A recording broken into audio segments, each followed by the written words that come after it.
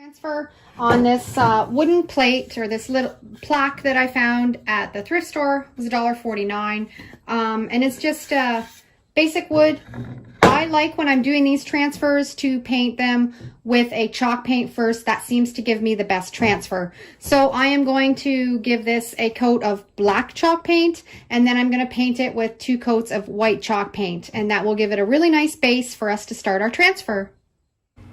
The best result that I always have when doing these transfers is on chalk paint. I've tried it with latex, I've tried it with acrylic, and I never have that great of a result as I do with chalk paint. I think the chalk paint must be maybe a little bit more absorbent in soaking up those inks from the print and helping it transfer better. I found when using a latex paint, it did not work at all. I found that it rubbed off really easy. I'll put a link down in the description for my favorite homemade chalk paint recipe. Now we're ready to do the photo transfer. This is just a photo that I took on one of our camping adventures, and I just love the vibrant colors in it. I printed it off on my basic inkjet printer. It's not a fancy one. It was only like $40 or $50, and I've just printed it out. Now what I'd like to do is, after I printed out my photo, I like to let it sit for about 10 or 15 minutes and let all the ink kind of dry and set into the paper. This is just regular computer paper, not photo paper. That's what you want to use for this Mod Podge reverse transfer method using an inkjet.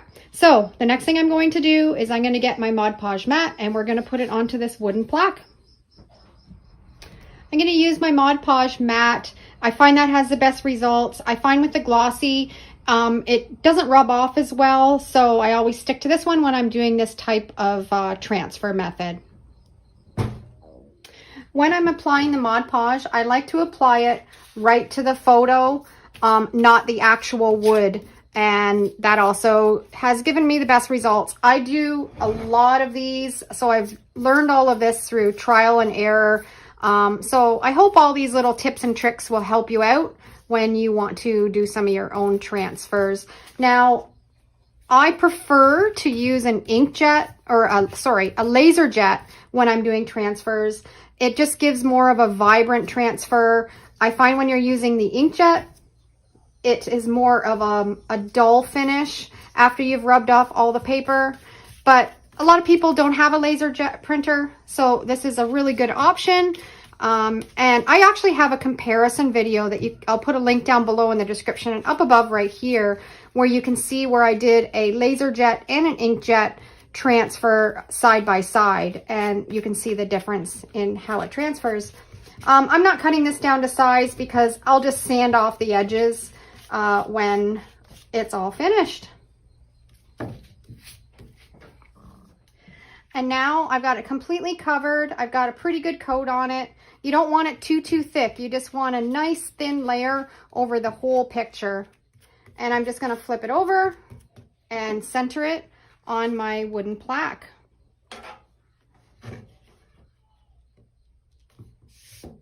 And you want to rub out all the wrinkles and all the bubbles. Make sure it's nice and flat. And then once you have that done, you're going to set it aside and not even think about it. You want to let it sit overnight. You need to have that really, really dry, and before you start to rub the paper off. So I've got this all set. I'm going to set it aside, and we'll be back tomorrow. One thing to remember when doing this type of a transfer is to reverse your photo. If you don't, your photo will be backwards when you put it onto your project. And also, it's really important to do if you're using graphics, because if you don't reverse your text when you put your graphics down, when you rub off your paper, your letters and your words are going to be backwards. I have a video on how to do the reverse graphics in a Word program. I'll put a link again down below or up above here, and you can check that out if you're not familiar with how to do that. Okay, it's the next day. This is completely dried, and now we're ready to wet it and rub off the paper. I just have a little dish of water and a rag, and you don't want to soak it. You just want it wet enough so when you put it on, you can just start to see the photo come through. If you put too much water on, you're going to lift up that photo. So just enough, just to see it through the paper. And then you're just gonna gently rub away the paper until you expose the photo. This takes a little bit of practice and a little bit of knack on how to do it, but if you practice, it's a really cool technique and it works really well. I do find sometimes when I'm doing this type of a method of transfer with an inkjet, you sometimes can rub off the ink. It might lift it a little bit. Every printer is a little bit different. This one seems to work really well. So it's just kind of something that you just have to fool around with and try and see how it works for you. But right now it's working perfect.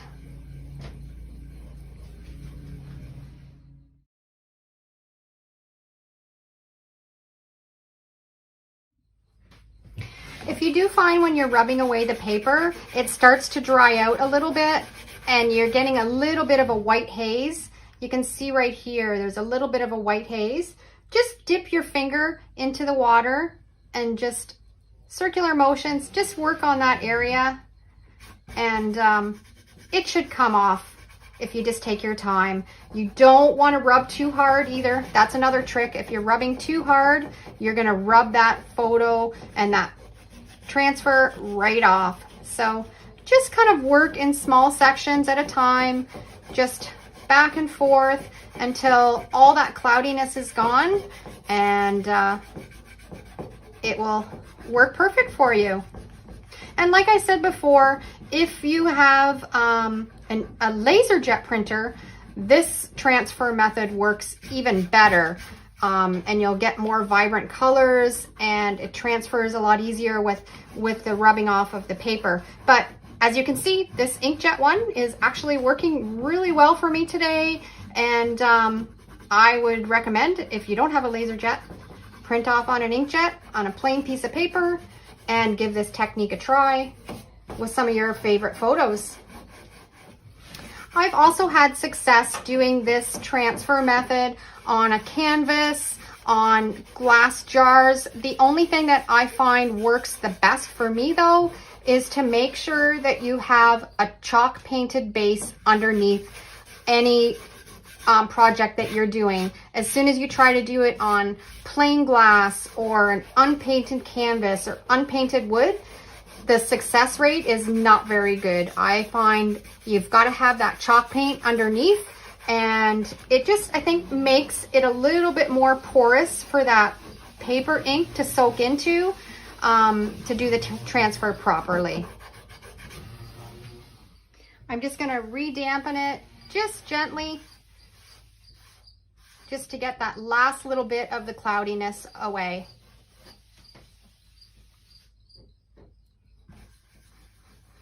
I'm going to start in the top corner, and you can feel the paper kind of ball up underneath your fingers and wipe away. Now, the one thing that I do notice with an inkjet, if you start rubbing too much, you're going to start rubbing that ink off. So just really gentle hand as you're rubbing.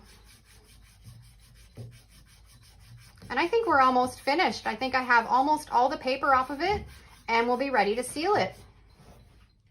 Okay, I think I'm finished. I think I got almost all of the paper rubbed off. I don't want to rub at it too much more because the ink was starting to rub off a little bit, and I still want all those vibrant colors. So if you do have a little tiny bit of that cloudiness left, don't worry, because when you put on your top sealer, it's going to get rid of almost all of that. So I think I'm just going to give it a good sanding around the edge, and then it'll be ready for its top coat. I'm just going to go back in with my sanding block again and just kind of give it a rough sanding around the edge, just to kind of give it a rustic look. And I think it's going to finish it off really nice.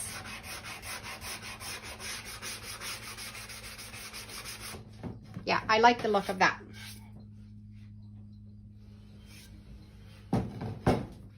Okay, we're ready to put the top coat on.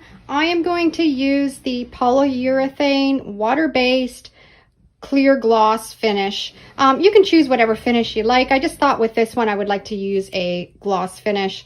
You can use the Mod Podge as a top coat, but I prefer this over the Mod Podge. I think this has a much nicer finished look than the Mod Podge, but that's your preference also. So I'm just going to put a coat over the entire picture and let it dry. And like I said before, if you do find you have a few little spots that are a little bit cloudy still and you don't want to rub it anymore, as soon as you put that top coat on, it's more than likely just going to disappear and you won't see it anymore. So I'm going to work on that. And as you can see, as I'm spreading this around, it's bringing some of that vibrant color back from when you first printed off the picture.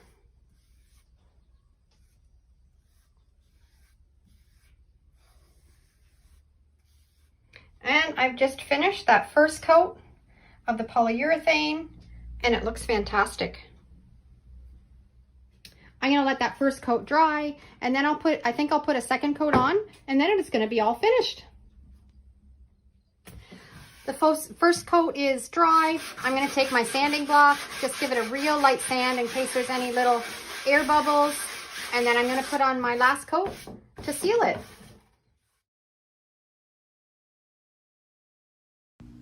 And there you have your photo transfer using an inkjet printer and Mod Podge.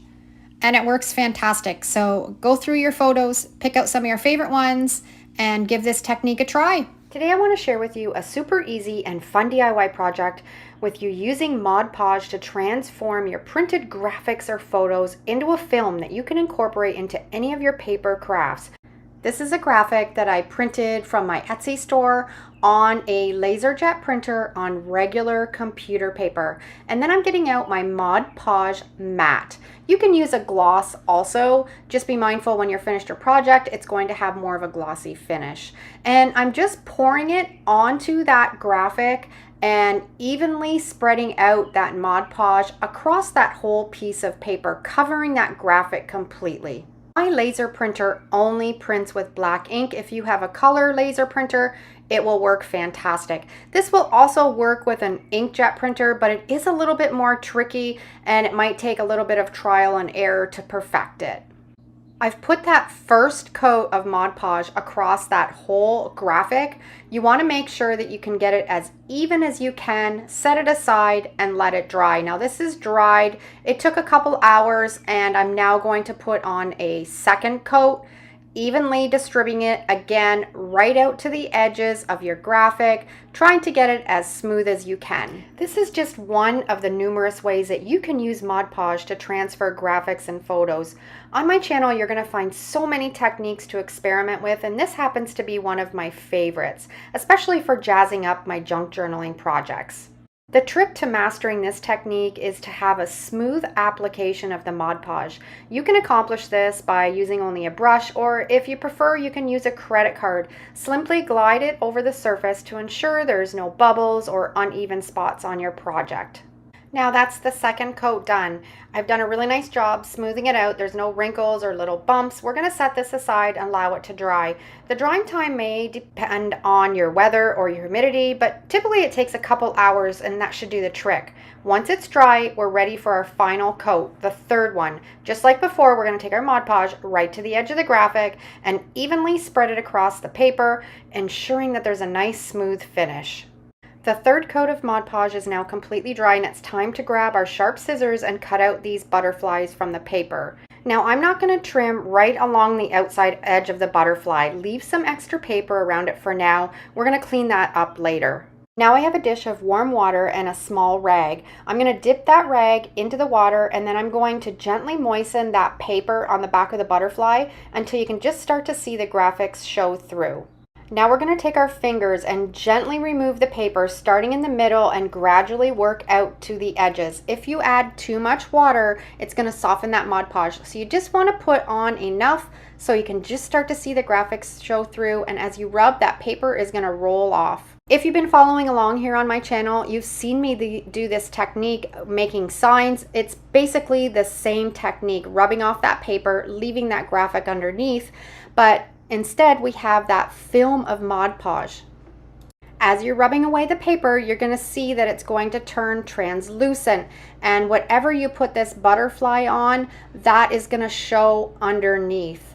This is why I love it for junk journaling, because you can put it underneath a book page or a piece of scrapbooking paper, and that color or that image is going to show through on that butterfly.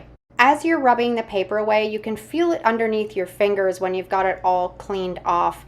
And I'm just going to work away on the rest of these butterflies.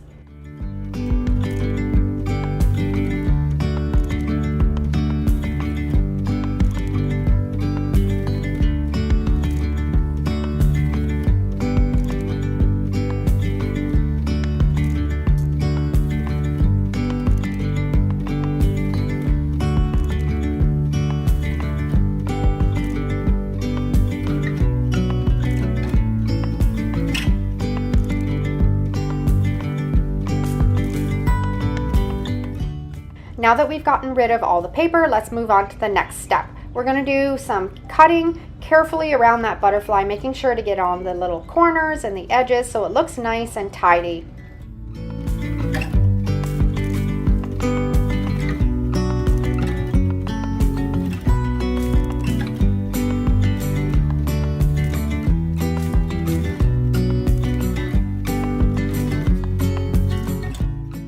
Now it's time to add these beautiful butterflies to our DIY projects. You have a few options for attaching them. You can use a glue stick, or you can use some more Mod Podge, or you can use any type of crafting glue. The wonderful thing about this technique is when you place these butterflies on various types of paper or materials, you're going to be able to see them shining through, and that's the one thing I absolutely love about this method. Once you're done with these butterflies, you're going to notice that one side has a matte finish and the other has a shiny appearance. It's completely up to you. You can decide which one you prefer and then glue it down that way, either having the matte side facing up for a subtle effect or the glossy side facing up for a more vibrant look. I love the way that these look on top of an old book page. Now, another fun aspect of this project, these butterflies can also be used as window clings. Simply take the shiny side, press it against a glass surface, and it's going to stick on right away. This technique is so fun for kids to play around with. Personally, I'm excited to add these into my junk journal. I've been working away on this, and I think this is going to be a nice finishing touch on some of my pages.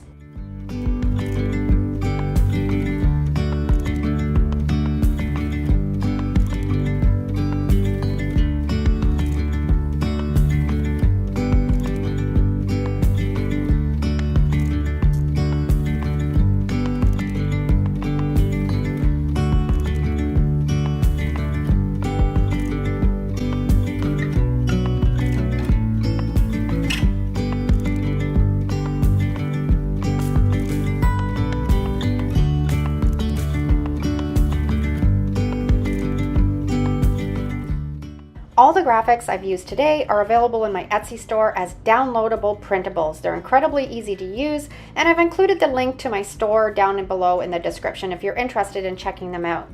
If you haven't tried this technique yet, I highly recommend it. Give it a go with your kids or your grandkids. It's an absolute blast. I enjoy creating my own customized napkins as it offers endless possibilities for personalized designs and DIY crafts. To begin with, you'll need a single ply white napkin. In my case, I had leftover Christmas napkins that were 2-ply, so I separated the bottom ply to get the single white ply. Then I'm going to place the napkin down and put a piece of parchment paper on top of it, ironing it on the highest setting without any steam. And this is going to prepare that 1 ply of napkin for the next step of our project to create our own custom napkins. Now that the napkin has been ironed and flattened to remove any of the creases, we're going to attach it to a piece of computer paper. I'm using some double-sided tape to secure the napkin around the edges of the paper to keep it in place. And once it's centered, we're going to press it down firmly to ensure that it's firmly attached, and then we're going to use some sharp scissors to trim around the edges. I love making my own custom napkins because I can create unique designs for all of my crafting projects. If I can't find a pre-made napkin that I like, I can simply design and print my own, and it's an easy way to make custom napkins that suit my personal style. After securing the napkin to the paper, I'm going to load it into my LaserJet printer, ensuring that the napkin side is loaded correctly for printing. If you only have an inkjet printer, you can still use this process to create custom napkins. However, you're going to need to seal the image to prevent running and smearing of your ink. I have a complete tutorial on how to seal inkjet images and graphics before you use them to decoupage.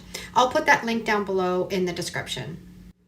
Next, I'm going to carefully trim around the edges of the napkin, separating it from the computer paper. Once the trimming is complete, we'll have our very own custom napkins that are perfect to use in various DIY projects using the decoupage technique. For my project, I've taken 2 scrap pieces of baseboard and painted them using some chalk paint. Afterwards, I distressed the paint, creating a rustic appearance before moving on to the next step of decoupaging my homemade napkins. Before we begin decoupaging, I want to mention that we're going to be using the water decoupaging method. This technique is ideal for achieving a smooth, wrinkle-free finish when decoupaging with a napkin. To get started, I've placed a plastic sheet laid out and I've placed the custom napkin on it face down. Then I'm going to take a little bit of water and a cloth and lightly drizzle some water onto the napkin. You don't need a lot of water, just enough to soak through that napkin. After saturating the napkin with water, it becomes extremely delicate and you got to handle it really carefully. Spread out the napkin by holding its 4 corners and ensuring that there's no wrinkles or no creases. To make it blend in seamlessly into your project, I like to use the edge of my scissors to trim around the perimeter of the napkin. It's going to give it a ragged edge and allows it to blend in better when you're using it on a decoupage project. Trimming the edges of the napkin is crucial for me. It gives it a seamless finish. If you skip this step, the edges of the napkin are sometimes visible and make your project not look as nice. By trimming the edges with scissors, you can achieve a perfect blend with the napkin and make it look like it's a natural part of your project. The end result will be a beautiful decoupage project that looks neat and professional. We are now ready to apply the napkin to the baseboard. I'm going to apply a light coat of Mod Podge to the baseboard, being careful not to use too much. You don't need very much. Then gently place the napkin onto that Mod Podge and using the plastic page to smooth out any bubbles or wrinkles. The beauty of this technique is that it allows for some flexibility in your placement.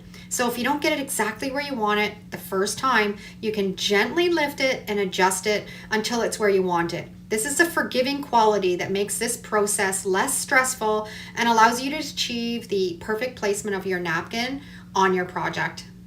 After using the plastic page to smooth out the napkin on the baseboard, use your fingers to blend it into your project. Gently press and smooth the napkin to make sure it sticks well and it looks like it's a natural piece of that baseboard. Now I'm going to show you the other napkin and step you through it. You can watch me work and it'll help you understand the technique and create your own decoupage napkins with confidence. Both of these graphics that I've used in today's project are available in my Etsy store. I'll have the link to those down below in the description.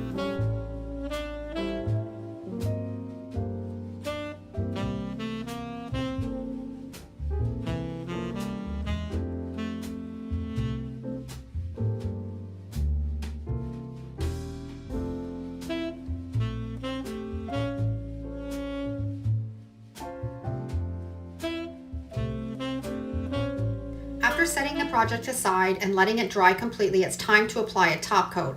I prefer using a spray polyacrylic sealer over Mod Podge because it gives a smoother and more even finish. This type of sealer is perfect for adding a protective layer and giving your decoupage project a professional look. With a few sprays of the sealer, your project's going to be finished and ready to display. For this technique, it's best to choose a fabric that's absorbent rather than slippery or shiny. I picked up this fabric at the thrift store. Any cotton blend will do the trick perfectly.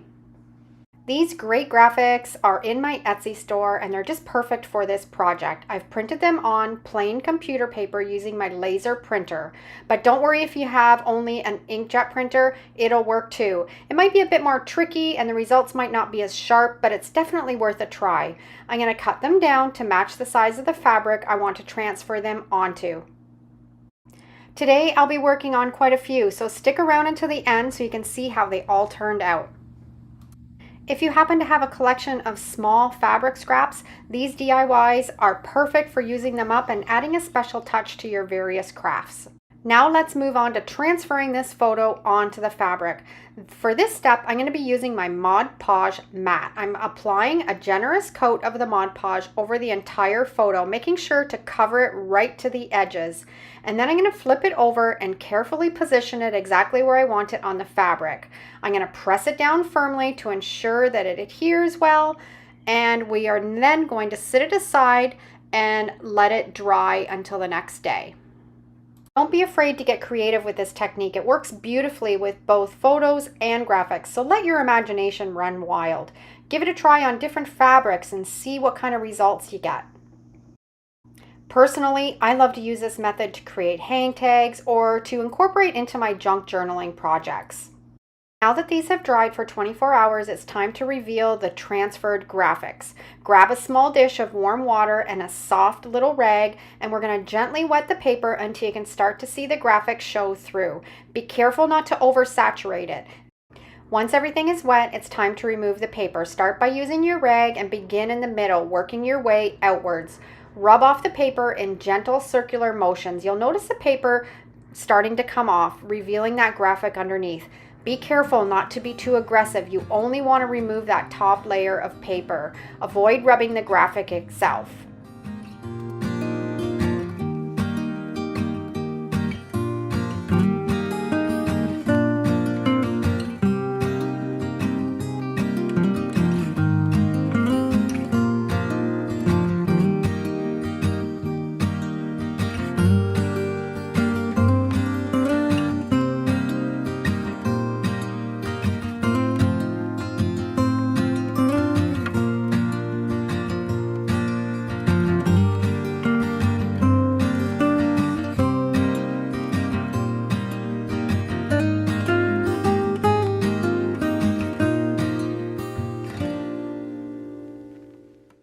After you remove the paper, you're going to notice that it's starting to roll up and separate from the graphic. And once you've taken off that top layer, use your fingers to gently rub off the remaining paper. I find that using your fingers works best because you can feel if there's any paper residue left.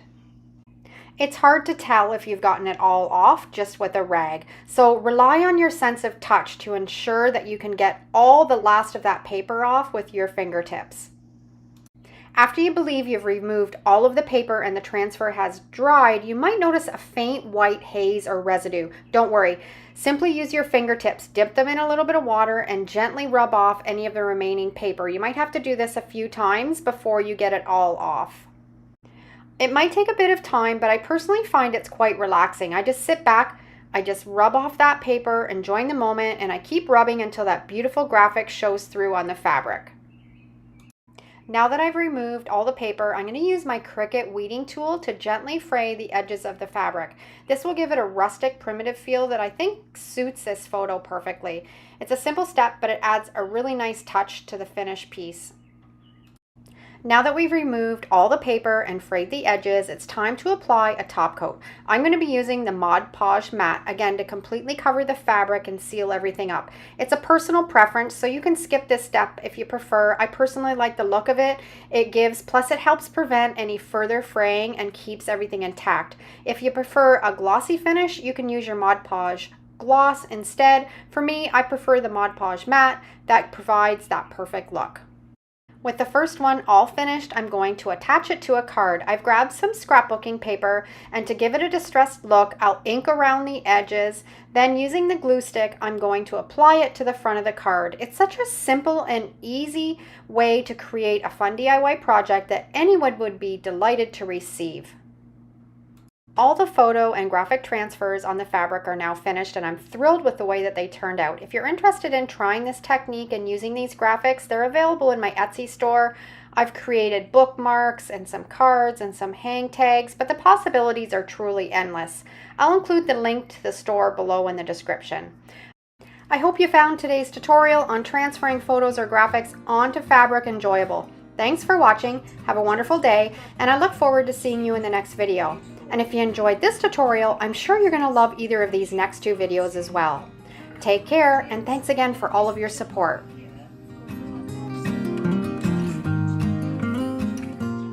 Today's video is all about transferring photos from magazines onto your DIY projects. Today I'm going to show you how you can do it onto watercolor paper, but this can also be done on wood, on canvas, on glass, so many possibilities.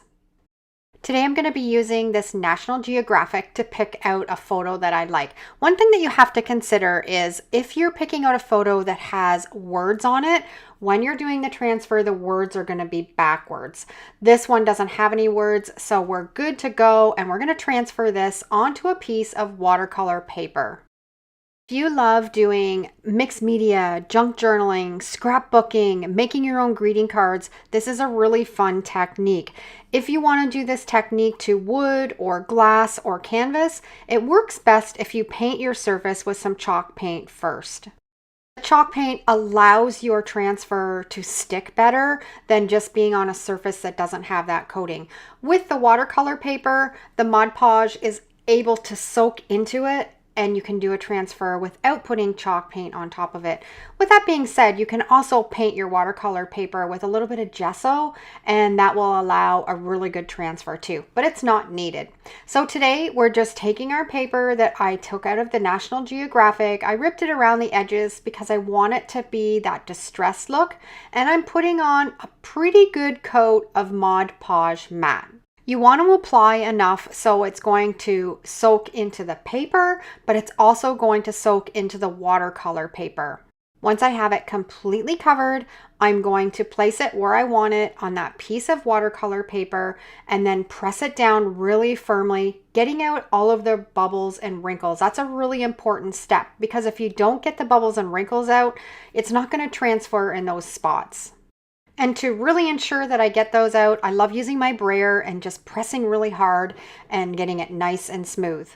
To give you some inspiration, if you have comic books, if you have a page out of a book, if you have some sewing patterns, if you have coloring books, all of these can be transferred using this method. I've let this sit for a few hours. You want it to dry really well. And then I just have a little dish of water and a little rag, and I'm just rubbing that water into that magazine page until it soaks through. Now I do find the National Geographic pages are quite thick, and it takes a lot of water to soften it up to be able to rub it off, where a lot of the other magazines aren't quite as difficult. So if you're just starting, I would start with a cheaper magazine. But this is going to work fine today for me to show you the process. And then we're going to start rubbing away the paper. I like to work in the middle and work outwards, and you can feel the paper start to roll up underneath your fingers, and as you do, you're going to see that image underneath start to peek through. Now, one trick is to try to keep the water just on your magazine page. If you're spilling the water over onto the paper, you're going to have a bit of a mess. So try to contain the water just on the magazine page. And once you get going, as you can see here, you can start to peel off some bigger pieces of paper, making it easier to rub off. So if you don't have an inkjet printer or a laser printer, this is a really great transfer method to test because you don't need any of those things. You can just grab a magazine, put some Mod Podge on, put it on your project, let it sit and dry, and then rub off the paper. It takes a little bit of patience and a little bit of practice, and it's never a perfect transfer. You're always going to have little bits and pieces that are going to rub off here and there, but I think it gives it character. Also remember, slow and steady wins the race, and that's going to ensure you're going to have a really beautiful transfer.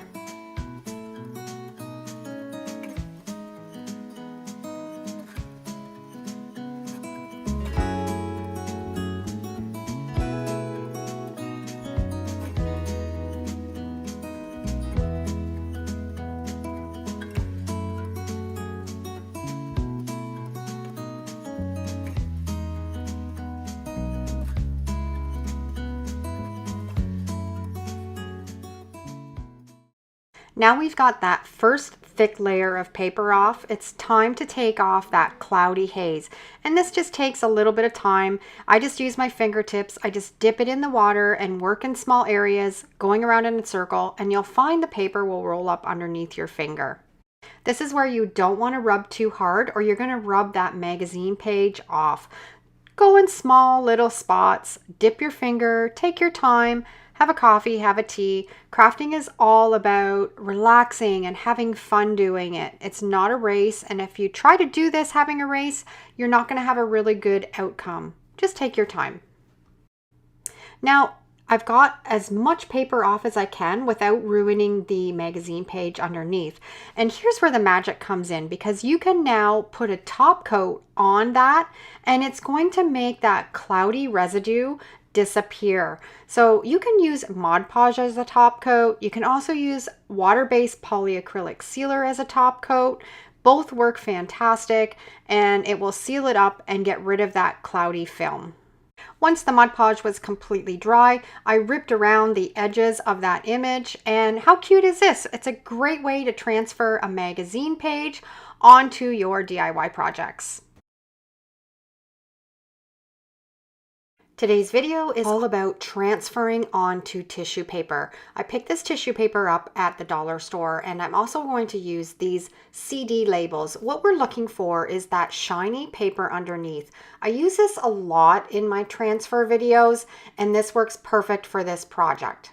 Because we're peeling the labels off of this paper, I like to run it through my printer and print on it, and then we can add that to our mixed media projects, junk journaling, paper crafts, cards, so many possibilities. So we're just going to peel these stickers off, and then we're going to use that shiny sheet of paper underneath for our transfer technique onto tissue paper. I always find these labels at the thrift store if you go to the stationery section, but you can also find it on Amazon or your local stationery store. Now we want to load that paper into our laser printer, making sure you're putting it in so it's going to print on the shiny side. You can experiment with an inkjet printer, but I find that the ink smears really easy and it's kind of difficult to get a good transfer. That being said, give it a try, but it does work best with a laser printer. And we've printed off our graphic on that shiny side of that label paper. I love this graphic. It's available in my Etsy store. It's ephemera that's perfect for junk journaling, mixed media to turn into cards, so many possibilities. You want to make sure that you're not touching that toner because it will rub off easy, so just be really careful when you're handling it. I've cut a piece of tissue paper just a tiny bit bigger than that label sheet, and we're going to be really careful and gently press it down on that label sheet. We're going to be using our Mod Podge mat. I'm going to put a little bit in a dish. I got a big clump here. That's the one thing about Mod Podge. It sometimes likes to clump up a little bit, and I'm going to add some water to it. Also, you can see I already had a little bit of water in that dish, just enough to maybe a 50-50 mixture. So when we're spreading it, it's going to spread easier. And we're going to take a brush and rub that water and Mod Podge all over that piece of tissue paper. I like to start from the middle and work my way out because it kind of prevents any air bubbles or wrinkles. Although the wrinkles don't really matter, it kind of gives it character, but it just helps it go on smoother. You also want to use a very gentle hand because you can rip or tear the tissue paper really easy. Don't have any tissue paper in your stash? Use 1 ply of a napkin, or you can also try using some toilet paper or paper towel. Just experiment with this technique because there's so many possibilities, but my favorite is to use tissue paper. I love experimenting with different transfer techniques, and I have a huge video with every transfer technique that I've ever tried all put together in one. I'll put the link to that down below in the description, or you can click it up here in the corner. I'll also put a QR code if you want to scan that, because it's such a great resource for all of your DIY projects that you can try all of these different transfer techniques. This one right here is right up in one of my top 5 transfer technique methods.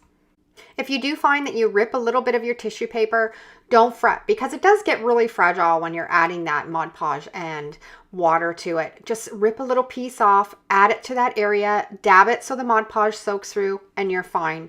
If you want to speed along the drying process, you can use a heat gun, but if you don't have a heat gun, don't worry, you can just set it aside and let it dry completely. I'm going to do another sheet. This is another ephemera graphic that I have available in my Etsy store that's lots of fun to craft with. We're going to add just a little bit of brown acrylic paint to that Mod Podge and water mixture and stir it really well until it's completely incorporated.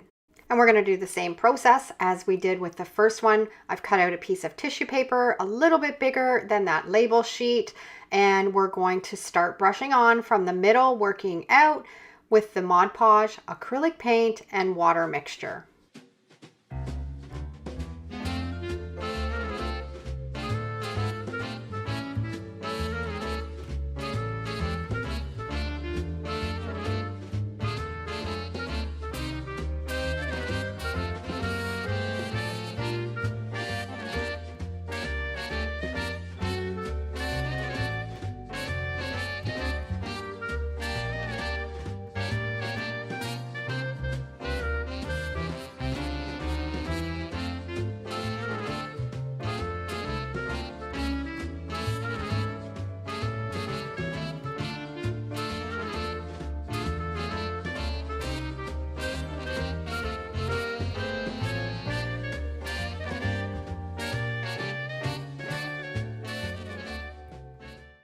Okay, now our first sheet is completely dry. This is a crucial step. You have to make sure it's completely dry, and then you just peel that tissue paper away from that label sheet, and you have a transfer that's happening on the tissue paper.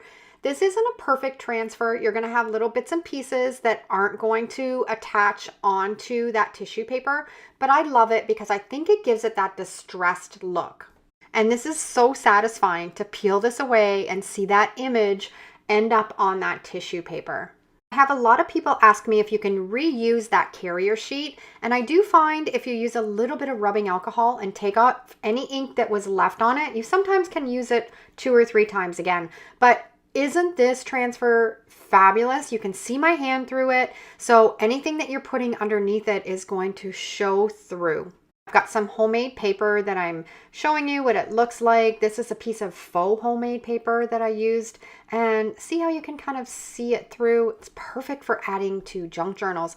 I also like to use these on glass jars because if you don't want to paint your glass jar, you can put this transfer on it and you can put a candle in your glass jar and it'll sparkle through and it looks beautiful. I'm going to show you how to do that right now. I'm going to cut out this frame portion of this transfer, and of course you can keep all these little pieces that you cut off and add them to your mixed media projects. Just tuck them away, don't throw them out. And I'm just taking a pair of sharp scissors and cutting away this frame, and we're going to add it to a glass jar. I've cleaned my glass jar really well, wiped it down with some rubbing alcohol, and now we're going to add this transfer onto it. I'm going to use my Mod Podge mat. I'm going to put some on the back of it and then just add it to the glass jar. You will find with this technique that one side is going to be shiny and the other side is going to be matte. So you can decide what side you want to show on your project and flip it over either way. But the Mod Podge as a glue works really well to adhere it to your projects. If you have one of your own photos, you can print that on the label sheet and then do this technique, and you can transfer one of your family photos onto a glass jar, and they make really great gifts. The second sheet is completely dry, and again, you have to make sure you let it dry completely. This one transferred fantastic. And again, it's so satisfying to peel this away and see the image transfer onto that tissue paper. I love inspiration. So what would you use this image transfer for? Let me know down in the comments and we can share some ideas together down there. And you can see that this has like a sepia look to it when we added that brown acrylic paint into the Mod Podge and water.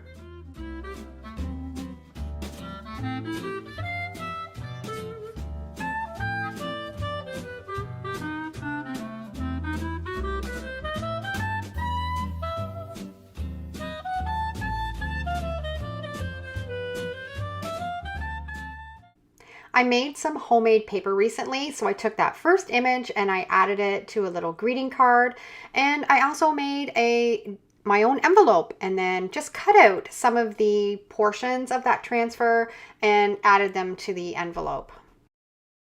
And here's a little candle lit in that glass jar, and you can see how it sparkles through that image. It's just beautiful. And here's without a candle that you can fill with maybe some treats, or so many possibilities with this technique. I found both of these on the side of the road.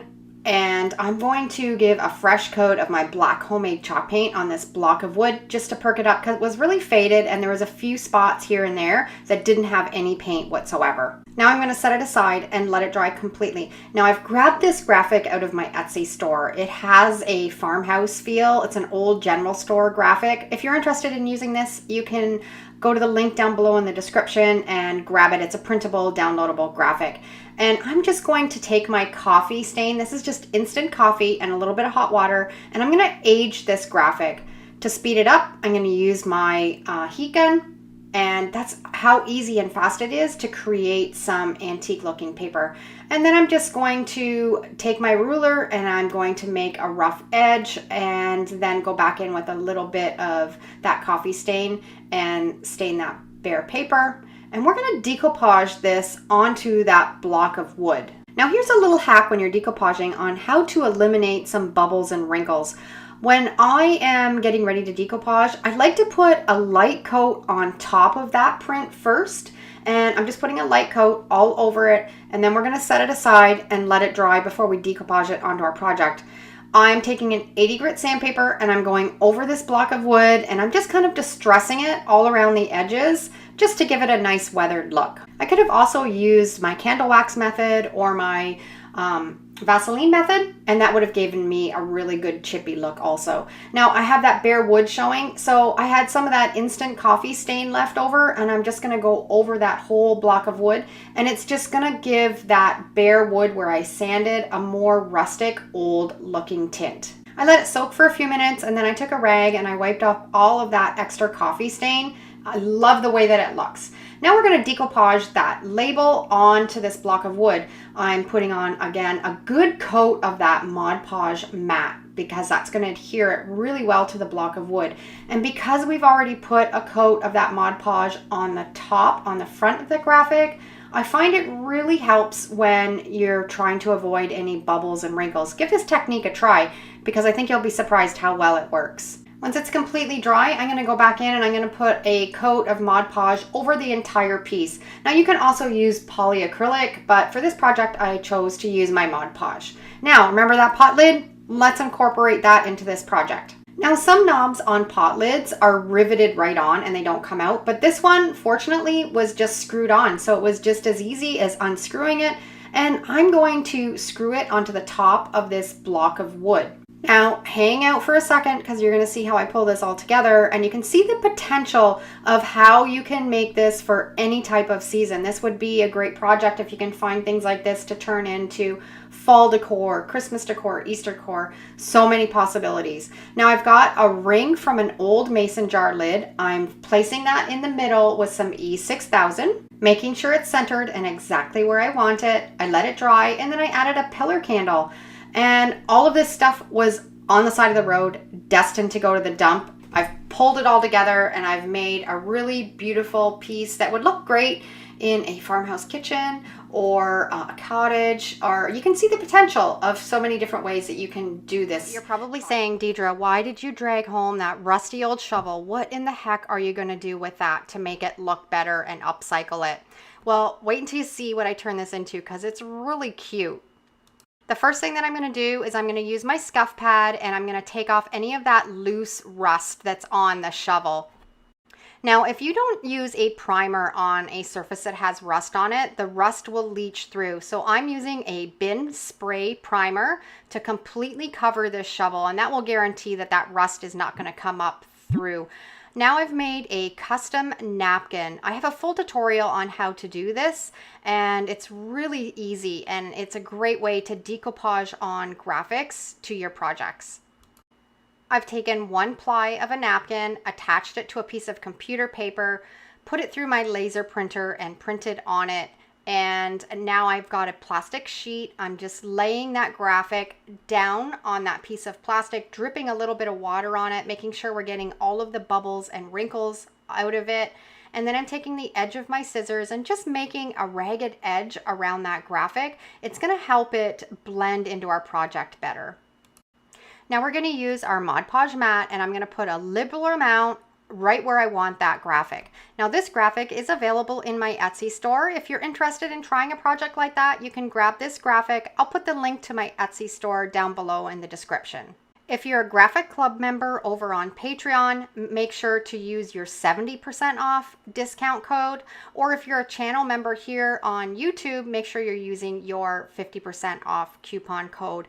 I'll put the link to both of those memberships down below in the description if you're interested in checking them out, because my Etsy store is full of fabulous graphics that you can use on all of your DIY projects. They're not copyrighted, so you can make a project and sell it without any worries, and you can save some money.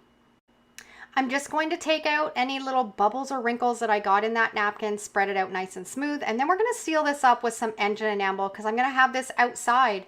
And I have put this in my garden down at the cabin, and I think it looks really great, just nestled into my shrubs in my garden out front, and it was all made from junk. Thrift stores often have an overwhelming number of picture frames, and it can be a challenge to find the perfect one, but taking the time to sort through them is worth it. Recently, I found a beautiful wooden frame that caught my eye.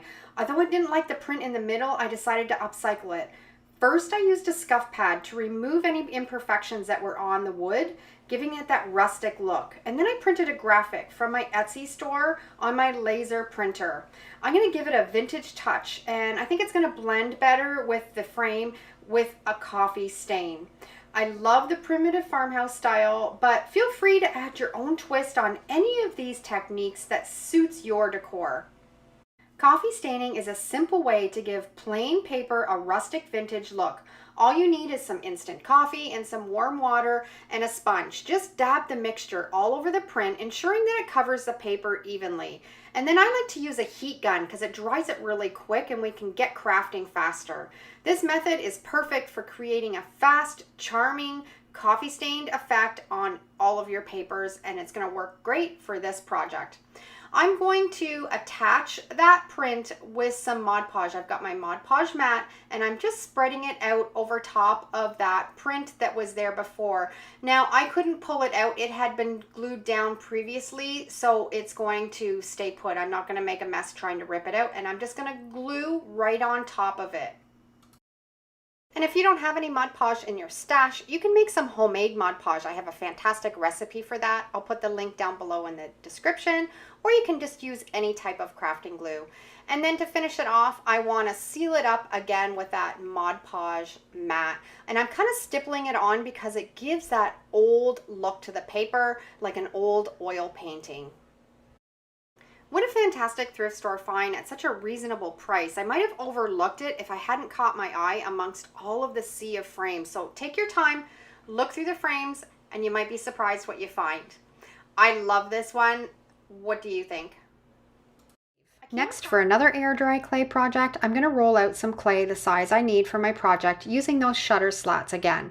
This ensures I'm going to have that desired width across that whole piece of clay. Now I've got a little bowl from my kitchen, and I'm going to cover it in cling wrap. Then I'm going to pick up that air dry clay and mold it around the outside of the bowl. If you have any tears or pieces that are coming apart, you can just use your fingers to mold them closed. And I'm shaping it to fit the outside of the bowl. Once I have it completely shaped, I'm going to take my X-Acto knife and cut off the extra clay around the outside. It's the next day and it's completely dry now. I wanted this to have a rustic feel, so it's a little bit jagged around that upper lip, but that's what I was trying to achieve. I didn't want it to be a perfect bowl. I'm going to take a little sandpaper and just knock off any high edges to smooth it out a bit. Now I'm going to paint this air dry clay bowl with some acrylic paint. I'm using some white paint because I'm going to decoupage on top of it, and I don't want that dark color underneath when you're putting on a decoupage napkin, or it's going to show through and not look as nice. Now let's get decoupaging. I love this blue floral print on this napkin, and we're going to remove the layers of the napkin. Now this one has 2 plies. Make sure you check your napkins when you go to use them because some have actually 3 plies. I'm not going to throw out that bottom portion of the napkin because I love to create my own DIY napkins. This one's perfect for that, so I'm going to set it aside for another project. You all know I love my Mod Podge, and that's what we're going to be using to decoupage the napkin on. I'm going to put some Mod Podge on the bottom of the bowl, spreading it out evenly. You don't need a whole bunch. If you put on too much Mod Podge, it's going to wrinkle and bubble when you go to put the napkin on. So I'm just putting enough to adhere the napkin down, pressing it firmly, getting out any bubbles or wrinkles that might have happened. But on this project, I'm actually embracing a few of those wrinkles and bubbles because I wanted to have a rustic feel. So I'm applying the Mod Podge around the sides of the bowl, pressing the napkin into it, not worrying about it wrinkling up. I love that look, and I'm going to go around that whole bowl. Now we're going to remove the excess napkin from around the bowl, but don't throw it out because we're going to use that on the inside of the bowl. I'm going to apply the Mod Podge around the rim of the bowl and then just fold over that napkin into the inside, embracing those wrinkles. We don't have to worry about matching up the pattern either. This is a really busy pattern and it's going to look great just on the inside of the bowl. I'm gluing the edge around the lip as I go, pressing it down, making it nice and neat and tidy. Once that's done, I'm going to apply the Mod Podge all around to make sure it's stuck down really well. Then we're going to go back to the napkin that we cut off around the outside and tear it. We're going to start applying it to the inside of the bowl. You want to make sure when you're applying the napkin to the inside, you don't have any straight lines from the napkin. So I'm going to rip around the edges before I decoupage it on the inside.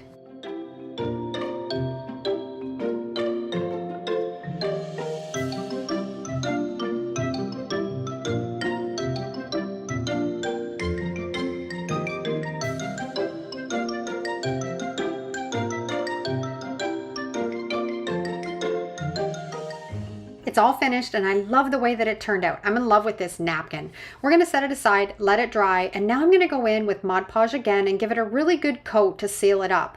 If you don't want to seal it with Mod Podge, you can also use some polyacrylic sealer, and if you want it to be water resistant, you can use some Mod Podge dishwasher safe formula. Whatever you want to use for your project, just experiment with it. This one's just going to be for trinkets, so the regular Mod Podge is going to be fine as a sealer. And how beautiful is this? A great little catch-all bowl that I think is a perfect gift that someone would love to receive.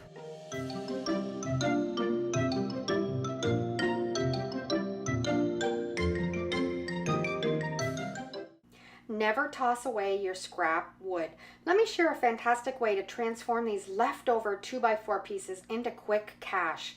If you need some extra money, reach out to your friends or head over to Home Depot and inquire about their scrap wood bin.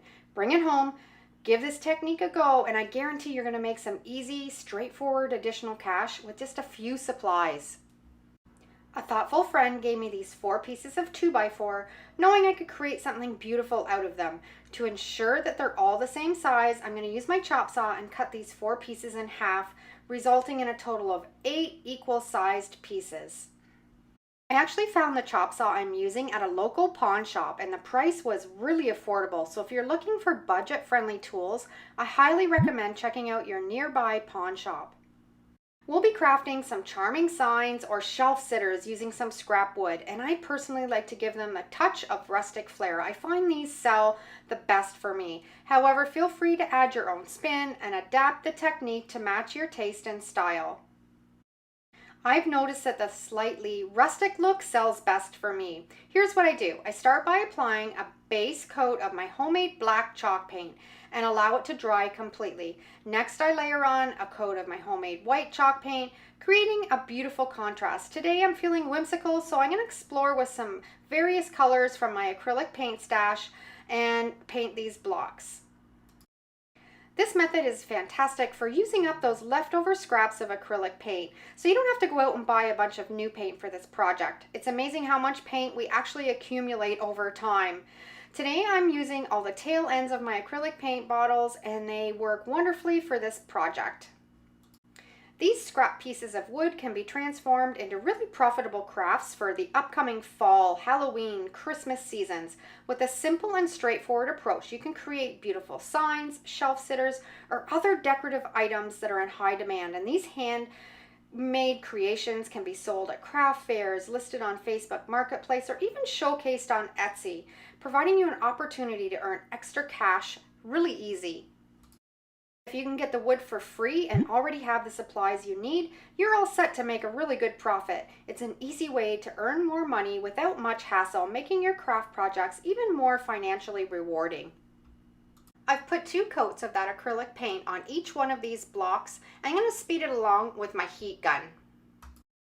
Once they're fully dry, we'll take our palm sander and use the 80 grit sandpaper to distress the edges. As I mentioned earlier, the rustic blocks and shelf setters tend to sell well for me. You can choose to skip this if you prefer, but I personally love this look and my customers are always attracted to it. It's remarkable how you can transform a scrap piece of 2x4 into a really beautiful block to start our project.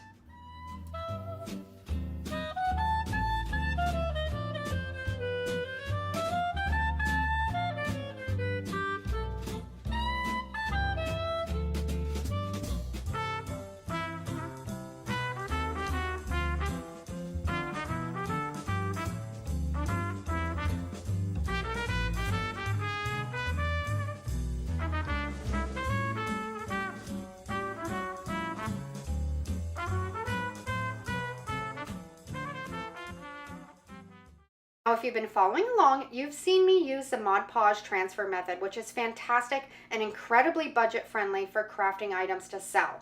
I print these designs on my laser printer using regular computer paper and adjust the size to fit each block. To ensure the text comes out correctly, I reverse them in Google Docs. All of these quotes are available in my Etsy store. If you'd like to check them out, I'll put the link down below in the description. They're really easy to use, and I'm sure you're going to find them convenient for your own projects. And if you get them out of my Etsy store, they're already reversed. By the graphic, I'm using my Mod Podge mat and applying a light coat on top of that graphic. I carefully center it on the blocks, ensuring that there's no bubbles and wrinkles, and then firmly press them down. Then I'll set these aside. We're going to let them dry completely for 24 hours. As you can see, the possibilities are endless when it comes to designing or purchasing graphics for different seasons and turning them into shelf sitters for fantastic products to sell. And you're not limited to just using 2x4s. This process works with any type of scrap wood. You can create signs, boxes, wall hangings, and so many more. It's now been 24 hours and I have a little dish of water and a little rag, and I'm just dampening that paper until you can just start to see the graphics show through. And then I'm just using my fingers and I'm rubbing off that paper. And as we're doing that, you can see the graphic stays on our blocks. A little bit of practice, but with some patience, you can get these graphics to turn out fantastic on all of your DIY projects.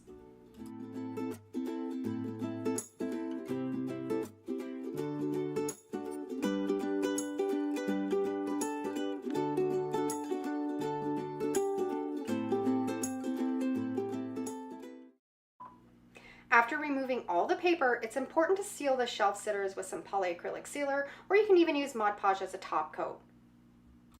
Once sealed, your shelf sitters are ready to be listed for sale. I'm thrilled with how adorable these creations have turned out, all made from scrap wood and easy to bring in some cash. If you've tried this technique before, I'd love to hear about your experience in the comments below. Thanks for watching, have a fantastic day, and stay tuned for the next video. And if you enjoyed this tutorial, I'm confident you're going to love either of these next two videos as well. So let's start making those signs and earning some extra money.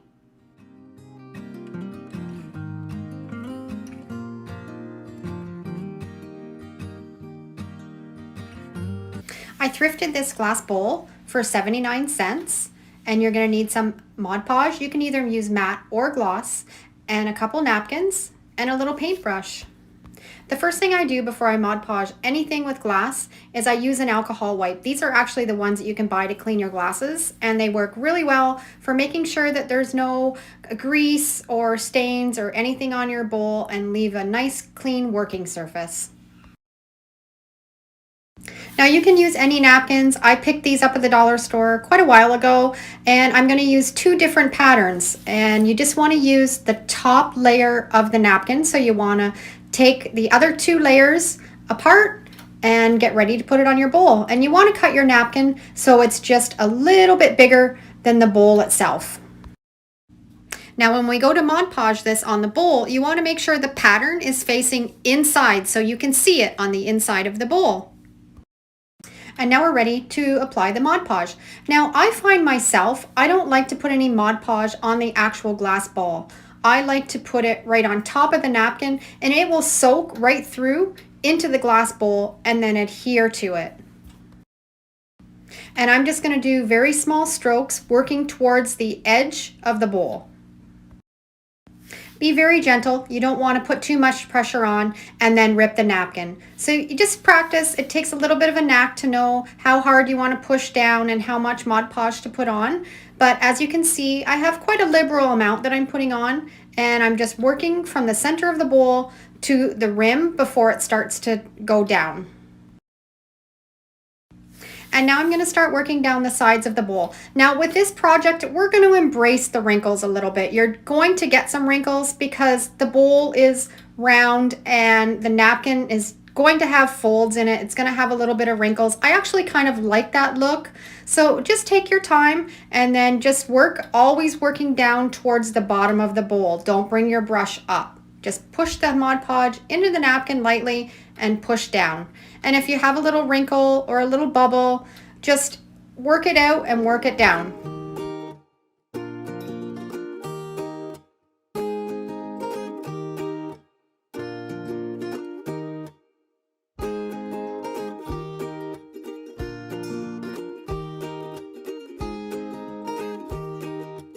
You can do this exact same process on a glass plate also, and you wouldn't have as many wrinkles and as many little folds in the napkin because you're working with a flat surface. But because we're working with a round bowl, you're going to have a little bit of wrinkles and napkins. So don't think you're going to do this and then not have any.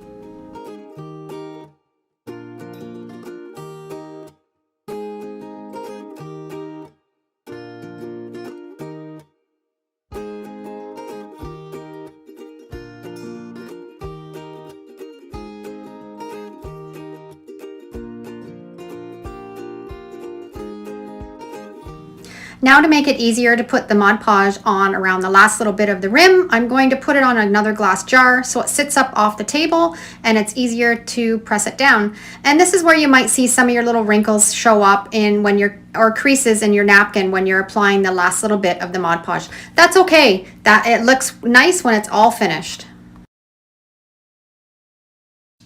Now I've let it completely dry overnight, and I'm going to use my 120 sanding block, and I'm going to get rid of all that excess napkin around the edges, and I'm going to very gently sand it, making sure that I'm using the sanding block in an upward motion. You don't want to push it down. If you do, you'll pull the napkin away from the bowl. You want to sand upwards.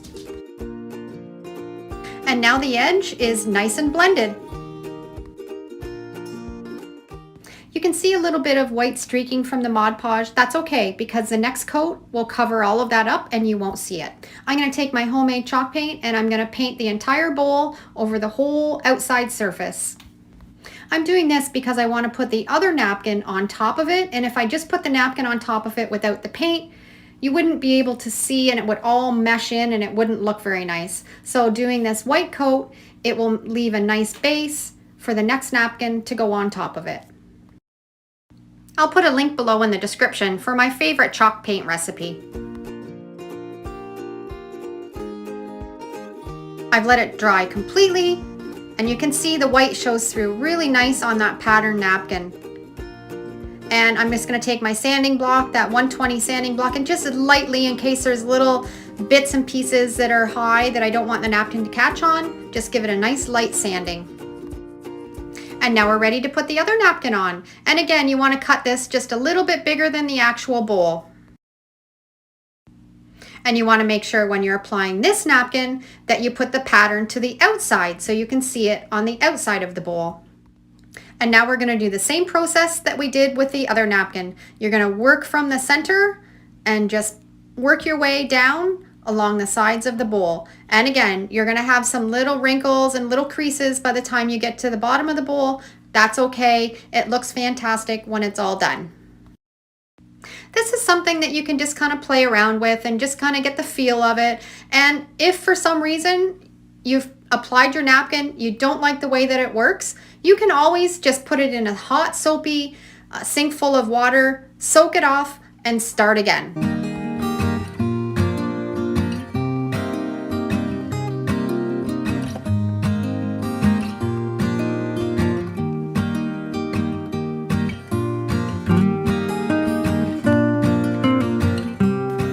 Now I've let that completely dry overnight.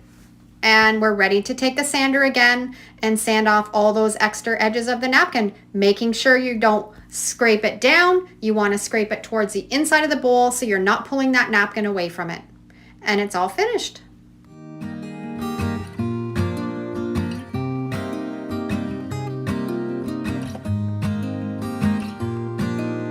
Now we just need to put the finishing coat on. I like to use a Varathane water-based matte finish. I find it is nice and hard. It doesn't leave any brush streaks, and it's really easy to dust. Now, this is not going to be dishwasher safe. It's just for decor, like I said before. You could do this project with the Mod Podge dishwasher safe product, and it will work for you. That's up to you of how you want to use your bowl. And it's all finished, and I love it. And I think it looks fantastic with the little scalloped edge on the bowl. And I love the way the two napkins worked really well together. And I did another one, the exact same bowl, but with the same napkins. And I did the rose pattern, and I love the way it turned out. I picked up this frame print at the thrift store and absolutely love the frame, but the print inside, not so much. I do like the floral design, but it's just too white and bright for my aesthetic. I brought it home because I knew exactly how to fix it. So today I'm going to show you a quick and easy way to tone down a print that might not be in your colors or just feels a little too bold for your space. I brought the print down to my craft room and we're going to age it using some instant coffee and Mod Podge matte.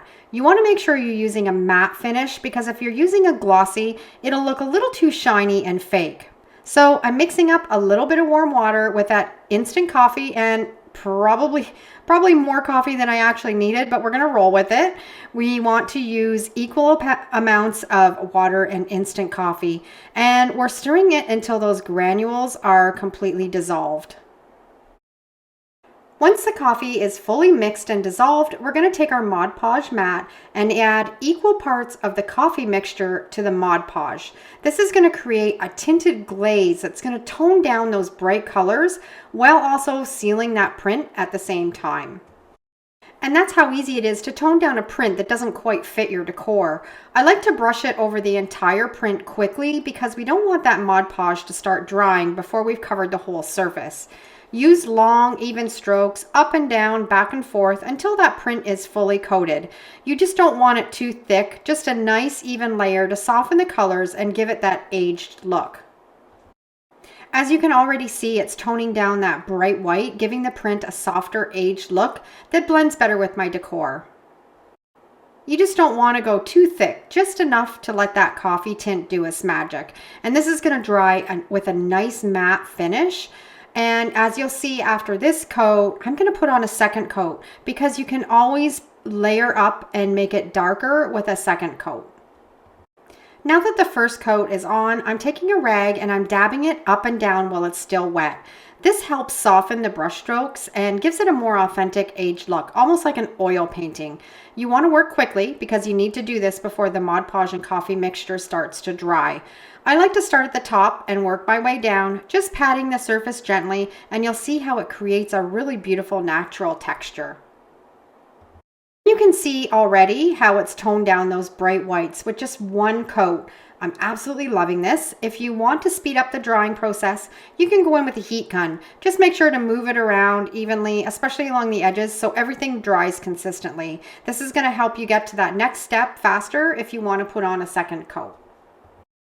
I found that the first coat wasn't quite enough. I really wanted a richer sepia tone look with a bit more depth and moodiness. So I'm going in with a second coat using the same technique as before, long strokes from top to bottom, side to side, making sure the entire print is evenly covered. And this extra layer is really going to enhance that aged vintage feel.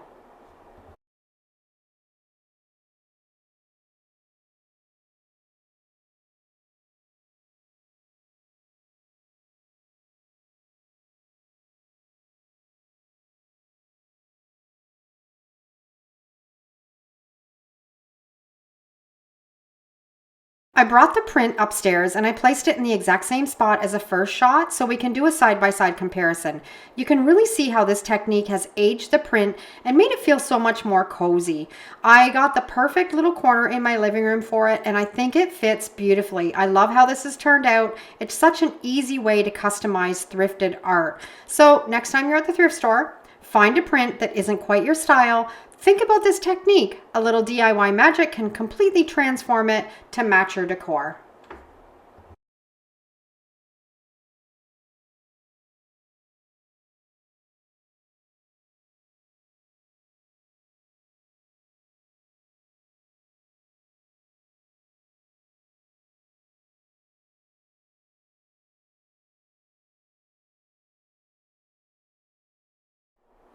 I thought this lamp was so unique when I spotted it at the thrift store.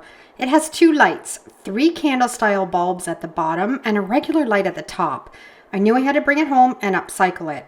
It was originally priced at $20, but I happened to be there on half price day, so I only paid $10.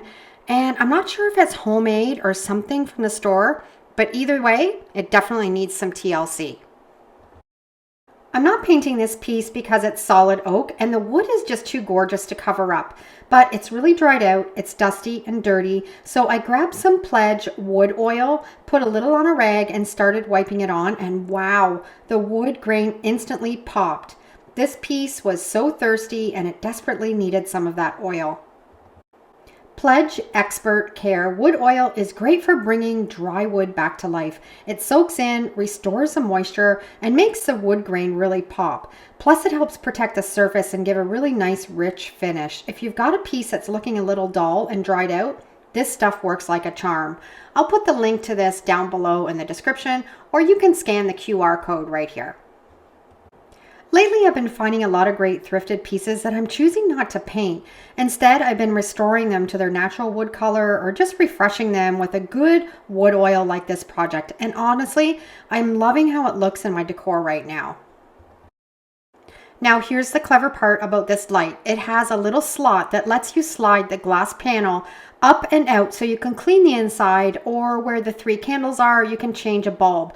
The problem? I could not get the glass to budge.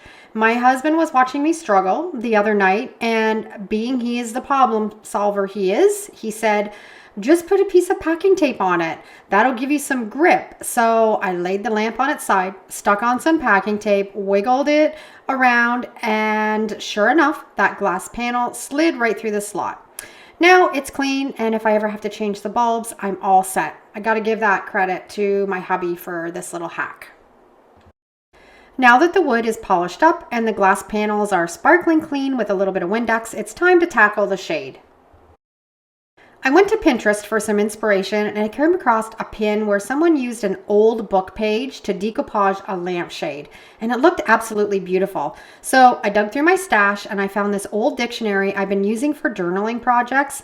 It's in pretty rough shape, but I think it's going to be perfect for this lampshade. I'm going to cut around the edges to just keep the words on the paper, and then we'll decoupage the lampshade. I think it's going to give the base a really unique look. You can use book pages like I am, fabric, napkins, or really any material you can think of to create something totally unique. It's a great way to personalize a piece and make it one of a kind. So the possibilities are endless. When you're at the thrift store, you can look through maybe the fabric and see if something that catches your eye that you can decorate a lampshade with.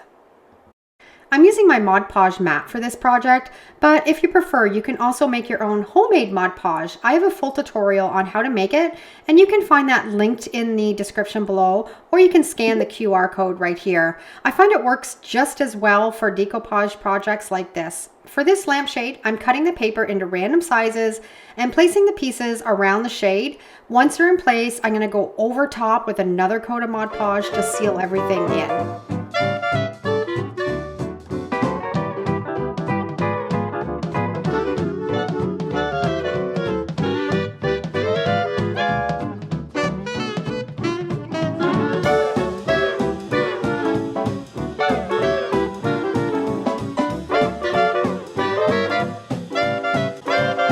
Alright, the lampshade is completely covered now, and I left the top and bottom rims in their original fabric color because I think it gives the shade a nice touch.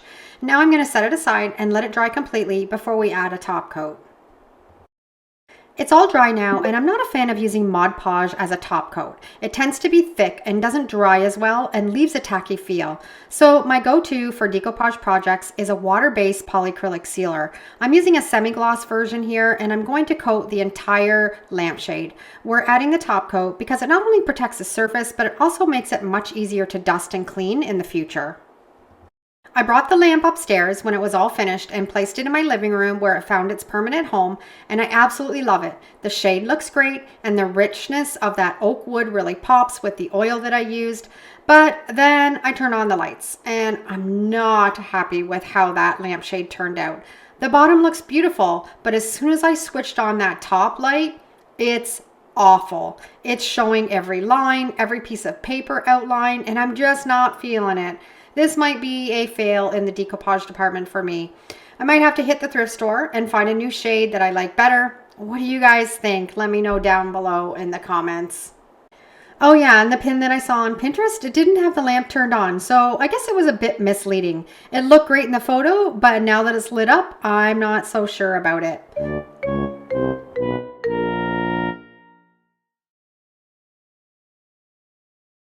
This little yellow table has been sitting in my garage for a while, just waiting for a makeover. Today is the day. I finally have the ideal spot for it, so it's time to bring it back to life.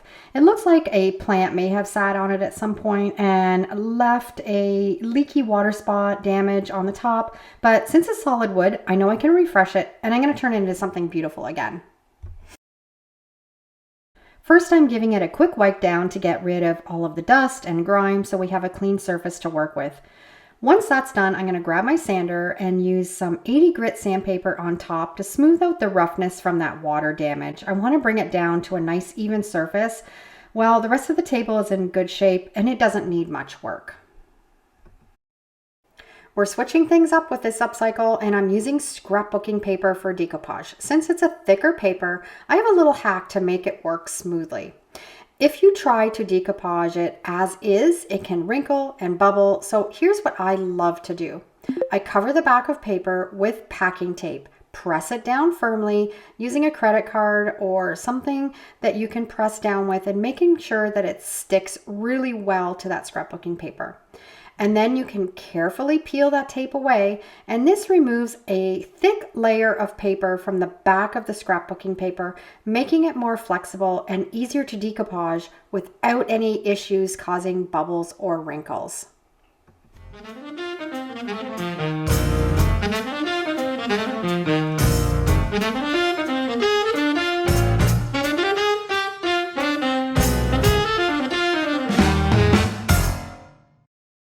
Now that the paper is thinner and easier to work with, don't toss that extra layer you peeled away. It can be perfect for mixed media or junk journaling projects. Nothing goes to waste around here. Now the scrapbooking paper is ready to decoupage, and it's going to work beautifully. I also love this method because there's so many designs to choose from. You probably already have the perfect one sitting in your stash of scrapbooking paper.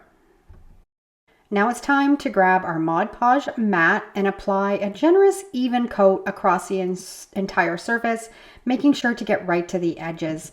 There's a sweet spot. You don't want too much because it can cause bubbling and wrinkling, but too little won't give you a strong hold. I just like to apply just enough to fully cover the surface without it being too thick.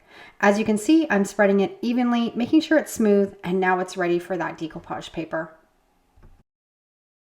We're going to place the paper right in the center of the table and start smoothing it out from the middle towards the edges, pressing it down firmly to make sure it adheres well.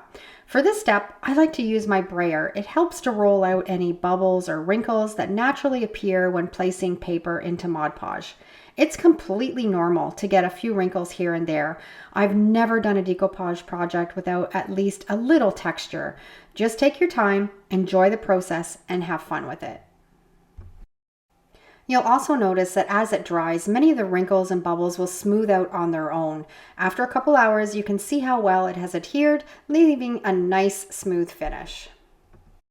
Now we're going to trim off the excess paper around the edges. I like using a 120 grit sanding block and sanding downwards towards the floor. You definitely want to avoid sanding upwards as it could lift the paper.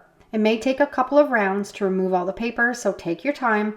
The goal is to do it carefully so we don't rip any scrapbooking paper because we've just worked so hard to decoupage it onto the table. I absolutely love the original yellow color of this table, so I'm going to keep the bottom portion as is. The only thing it's missing is a good sealer, so that's what we're going to do today. I think the yellow is really beautiful, so I'll leave that untouched and just focus on decoupaging the top. When I originally gave this table a makeover, I used a homemade chalk paint, but I never added the proper top coat, so we're going to fix that today. I prefer not to use Mod Podge as a top coat because I find it's too thick and it often leaves a cloudy finish when it dries. It also has a tendency to stay tacky, which can be a little frustrating. So for any project like this, I always use polyacrylic sealer instead. It gives a smooth, clear finish and adds durability. I'm going to add a semi-gloss sheen to this little table. Now it's important to let the polyacrylic sealer dry fully before using the table. Depending on your environment, the drying time is going to vary, but typically it takes about 2 to 3 hours for the first coat to dry to touch. If you're applying multiple coats, be sure to let the coat dry completely before adding another one. And keep in mind that the final coat may take a bit longer to cure fully. So it's best to let it sit for 24 hours before you use anything that you've put polyacrylic sealer on. The longer it dries, the more durable and lasting the finish is going to be. Now that we've applied the polyacrylic to the base of the table, we're going to do the same for the top over the paper we have decoupaged. Here's a little trick for applying polyacrylic over paper. Make sure to use a very thin coat. If you apply too much, it can react with the paper and cause it to bubble and lift. So a light coat of that polyacrylic sealer in an even layer is key. Let it dry for about an hour before applying that second thin coat. This step is crucial to getting a smooth, durable finish without damaging that paper. And the patience here really pay off, as the thin layers are going to ensure that paper stays in place and have a smooth finish on the top. And now our little table is complete, and I think it's a perfect addition to the nursery I've set up for our grandbabies. I love how the yellow pop of color stands out, and the scrapbooking paper adds such a lovely touch, and it's really whimsical. It's a great fit for the space, and it brings a bit of fun and charm into this room.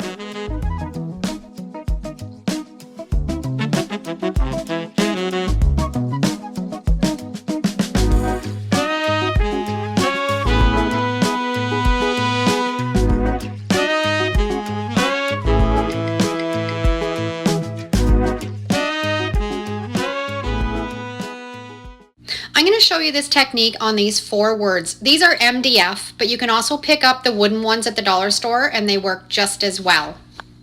It's so hard when you're decoupaging these to get into all those little intricate little spots, and with this technique it solves all of that.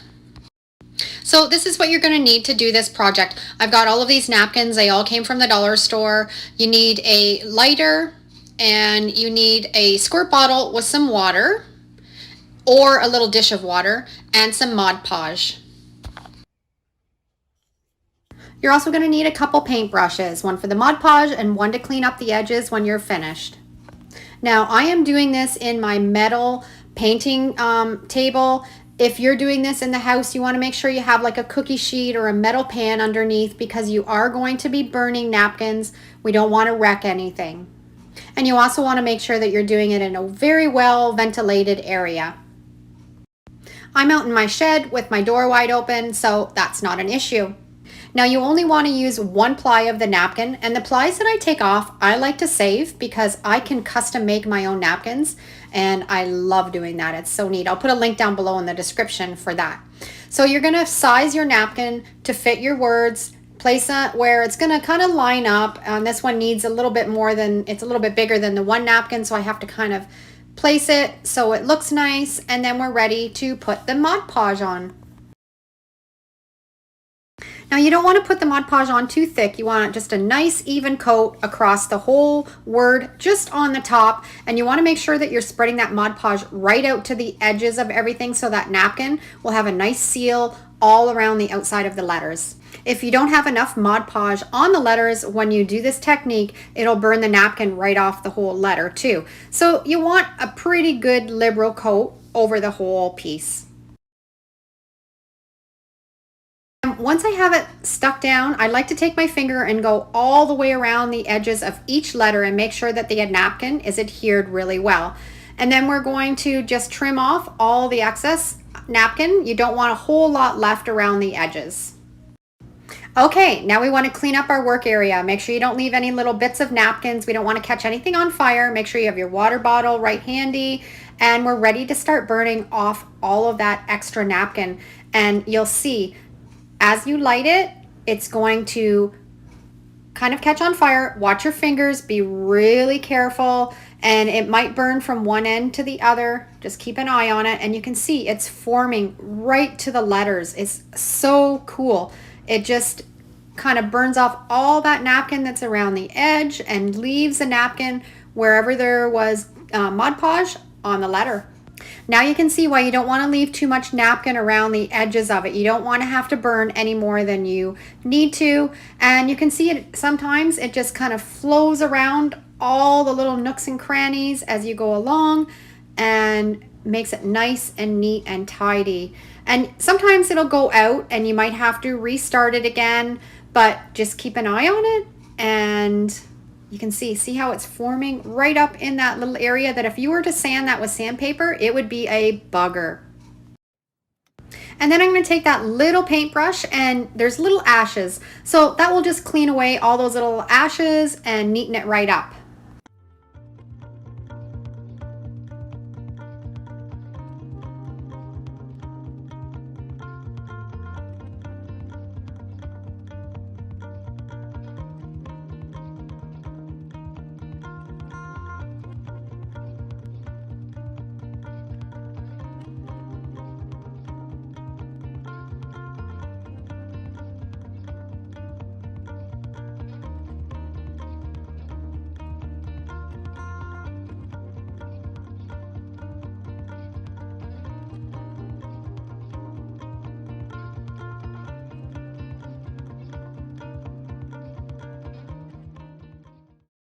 We finished the whole outside, and now I'm going to work on these middle pieces. I like just to take a pair of scissors, just poke a hole in it, and then light it with a lighter, and you'll see it just will smooth out all that area. Now this technique will only work on napkins or tissue paper or very, very thin paper. It will not work with scrapbooking paper or regular computer paper. It's too thick. You need a piece of paper that's going to burn really easy and really quickly. And if you don't have enough Mod Podge out to the edge of your letters, it will burn that napkin too. So that's why it's so important when you're putting the Mod Podge on to make sure that you have it right to the edge of each letter.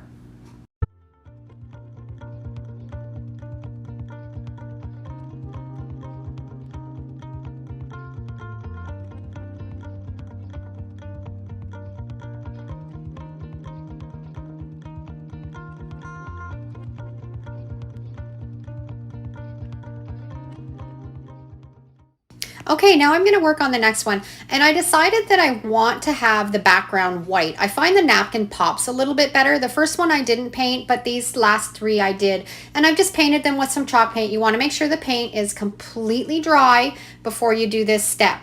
And I'm going to just decoupage a napkin on just like I did in the first one.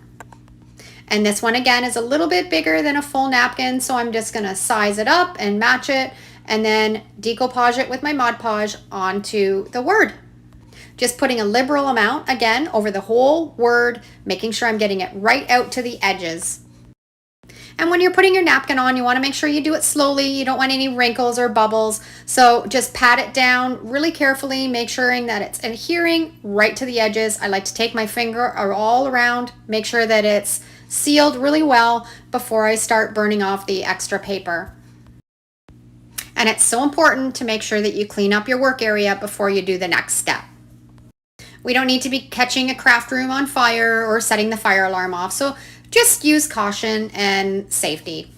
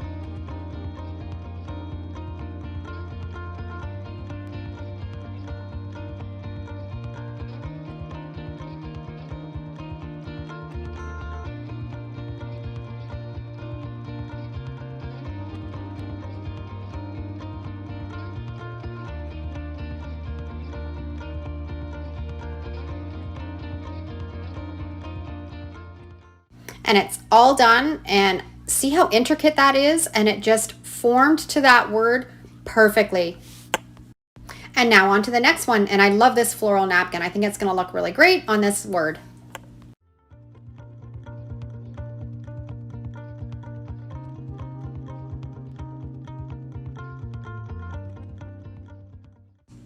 All done. Nice and crisp looking letters.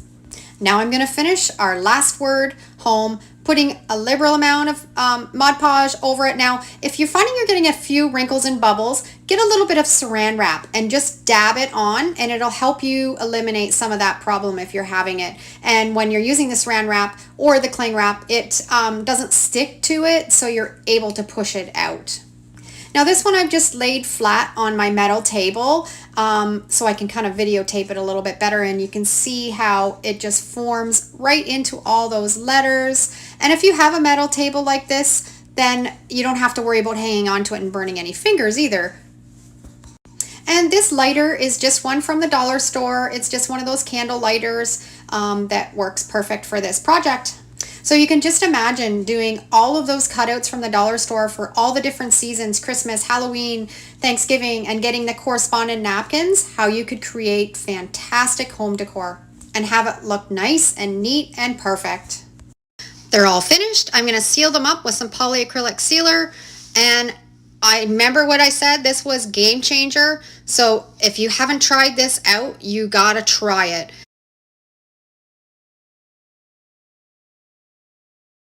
Okay, so here's the lampshade that I want to do.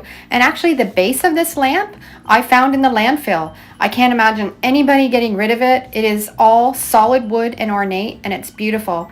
But I want to perk up the shade, so I'm going to decoupage this bed sheet on it. I picked this bed sheet up at Value Village for $2.99, and I just love the 70s groovy feel of it, and I'm excited to get this on the lampshade. I couldn't believe when I found this bedsheet because it matches my craft pegboard perfectly.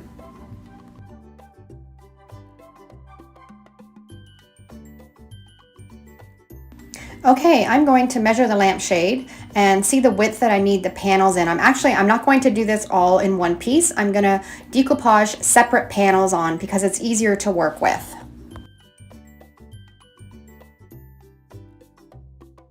And what's nice about this sheet is the width is exactly 2 of these squares. So I'm going to cut that for the width, and then I'm going to cut the length and then cut them into panels.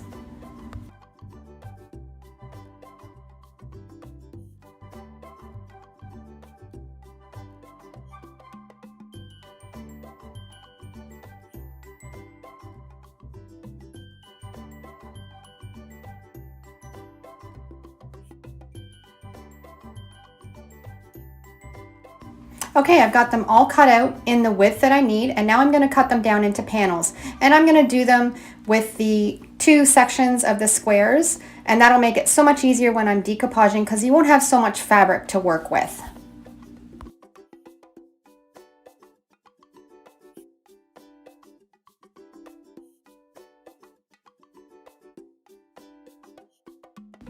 And that's the first panel that I'm going to start with, and you can see how it fits right on the lampshade.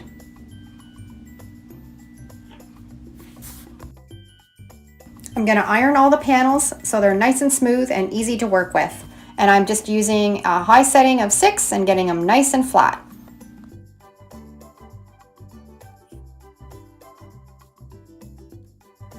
And I'm going to be using my Mod Podge mat. And when I start to decoupage, I'm going to have to push that fabric into all those pleats on the lampshade. When applying the Mod Podge, you have to use quite a bit because you want that to soak right through into the fabric so you have it adhere really well. So I'm applying a liberal amount, and I'm just going to do it in small sections. Do 4 or 5 pleats all at once, and then lift it up and apply some more. And when I'm applying the first panel, I want to make sure I have the edge right in the middle of the first pleat. And I'm going to flip it up and add some more Mod Podge and just keep working away.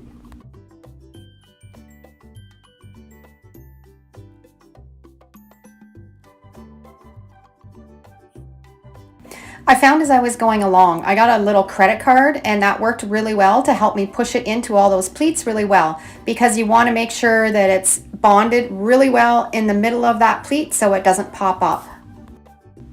And also when I have it adhered really well in those pleats, I take some Mod Podge and I put a liberal amount on the top. And there's the first panel, all finished, and I think it looks fabulous.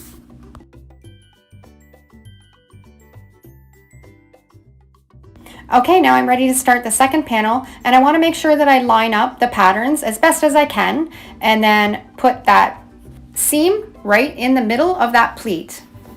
And then add the Mod Podge on top to seal it in and keep working away again.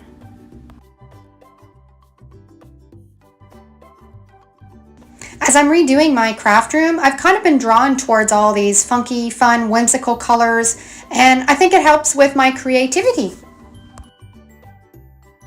What do you think? Do you like this style? Let me know down in the comments.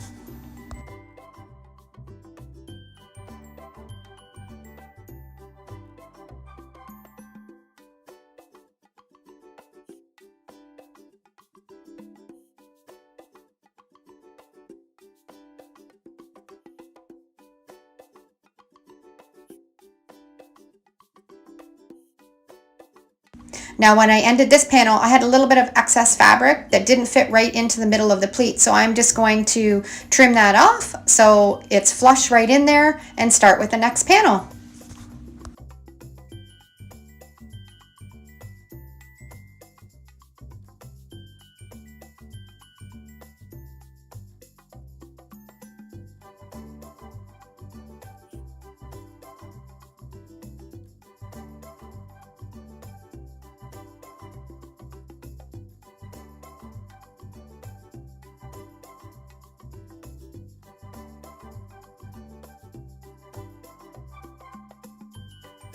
Now I'm finally almost done, so I'm just going to measure up the last little bit that I need to fit in and cut it to size and decoupage it in there.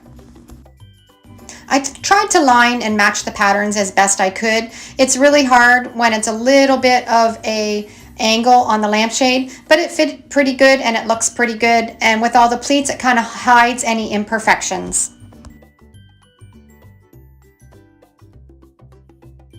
Decoupaging is all about having fun. It's not about having it completely perfect, and I think I am going to love this lampshade. Okay, all finished. It used quite a bit of Mod Podge, but it adhered really well and the fabric is stuck really well to the lampshade. So now I'm just going to tuck in all the pieces around the edge into the pleats and give it a nice finished look. I'm just going to trim off some of the excess fabric just so there's enough just to tuck down into the pleats so it's not really bulky.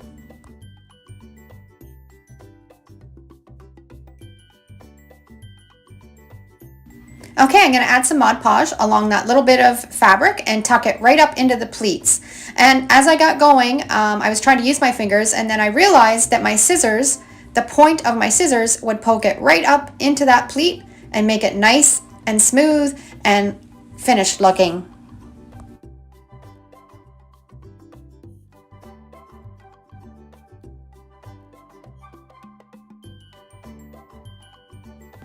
And the finished edge looks wonderful. I really like it. And now I'm just going to do the top, and we're almost there.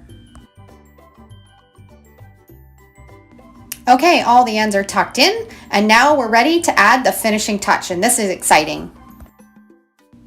I found this bag at the thrift store for $2, a full bag, and it is the 70s pom-pom trim, and I'm going to put it on the top and the bottom of the lampshade, and I think it's going to look fabulous. I'm just going to secure it with my hot glue gun around the top edge and the bottom edge.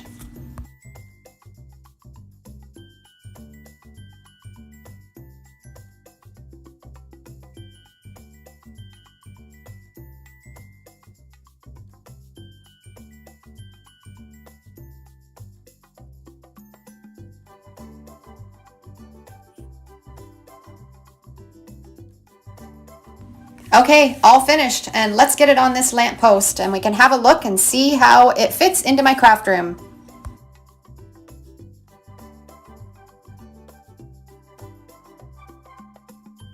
And there it is, all finished. It looks exactly like how I wanted it to. It's kind of funky, eclectic, 70s vibes, and when I walk into my craft room, it just makes me happy.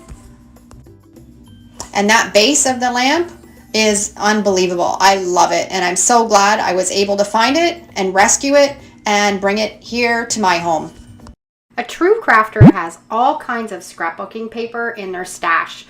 Lots of different patterns and colors, but they're really hard to decoupage with.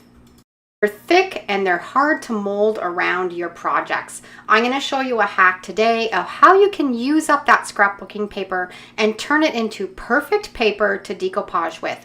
And the trick is packing tape. Take the piece of scrapbooking paper that you want to use to decoupage with, lay it facing down on your table, and then get packing tape and lay it all the way across that piece of scrapbooking paper, right down to the very bottom, and you're overlapping it just a little bit.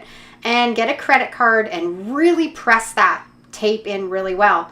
And then peel the tape off, starting at the bottom, up one piece at a time, and you can see how it's removing a layer of that paper and creating a thinner piece of scrapbooking paper. And you're going to repeat that process, removing the tape until you get to the top of your scrapbooking paper. Now it's thinner, but it might not be still thin enough. So you can go back in and you can add another layer of tape, making it thin as you need for your project. I also like to save the tape that I've taken off because you can add that into your mixed media projects. So just tuck it aside in a little drawer and use it up later. I'm going in for my second layer, and you can see how it's still removing a layer of that paper. This is such a great hack that opens up so many possibilities to decoupaging. It's really expensive if you're going to buy napkins or specialty decoupage paper when you can make your own with your scrapbooking paper. This will also work with wallpaper. So when you're at the thrift store next time, look through the papers and see if there's things that you can use that you can make thinner to decoupage with. Now this is just a plain piece of computer paper. I've printed one of my graphics on it, and we're going to make it thinner so it's going to be easier to decoupage with. We're going to have this almost as thin as a napkin, and then you can put it on your DIY projects.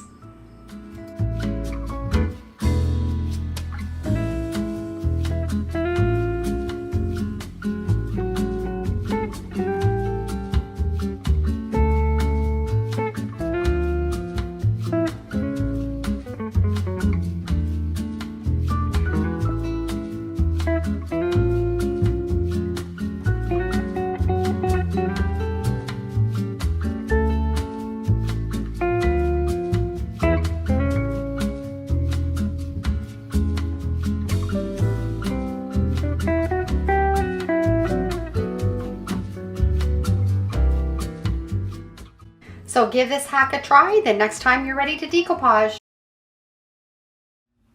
The first thing you're going to do is look for a nice smooth rock that can be either flat or round that you're going to be able to put graphics on. And this one I found on one of our last camping trips. When you're looking for a rock, you want something that's smooth and doesn't have a lot of nooks and crannies. You want the graphic to be able to lay flat when you put it on the rock. You want to wash it with soap and water really well and then let it dry.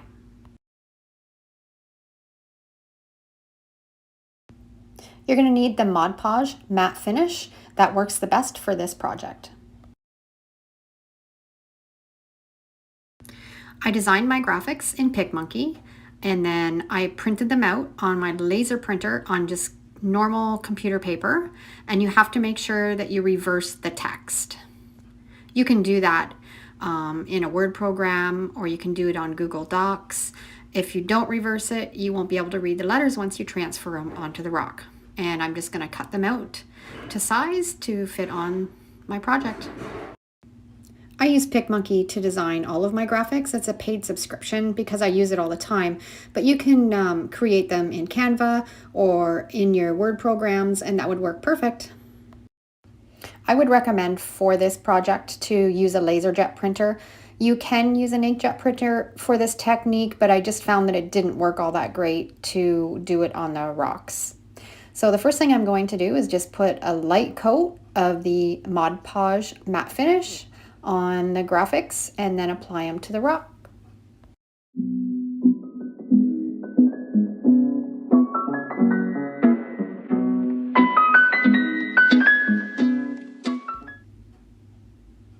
You want to make sure that you have it centered where you want the graphics, and then press them down really hard, get all the air bubbles and all the little crinkles out of the paper, and press it down firmly, and make sure that it's adhered well to the rock. There's so many possibilities of quotes and pictures that you can put on rocks that you find. I like to, when I'm out camping, find little rocks, and I always bring them home as a kind of a keepsake, and then I'll put a little word or a little quote on them to remind me of that trip. They also make really great gifts, and they don't cost a lot of money. You can actually also paint the rocks before you do this with a chalk paint, but I kind of like the look of the natural color of the rocks coming through on this project. If you were going to paint your rocks, I would only use a chalk paint. I would not use a latex or an acrylic paint. The chalk paint seems to work the best with this transfer method. I'll put a link below in the description.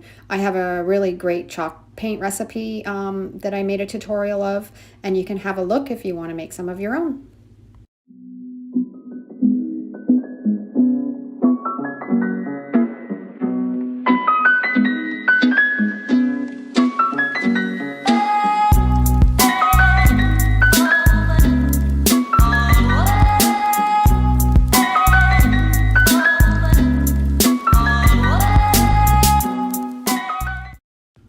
Okay, the graphics are all on, and now we're going to let it sit for 24 hours. Okay, it's the next day and we're ready for the next step. You want a little dish of water and a little cloth, and you want to just very lightly just dampen that paper just so you can start to see the graphics. You don't want to have it soaking wet, you just want a little bit on it, and then you're just going to very gently rub with your finger until all of the paper comes off and the graphic will stay on the rock.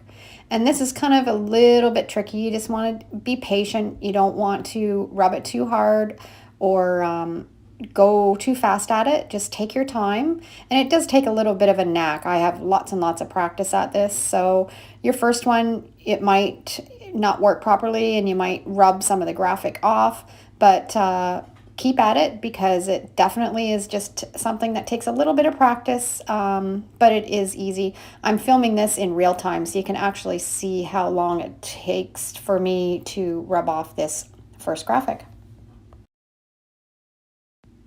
You want to keep rubbing until it doesn't feel like there's any more paper left on it.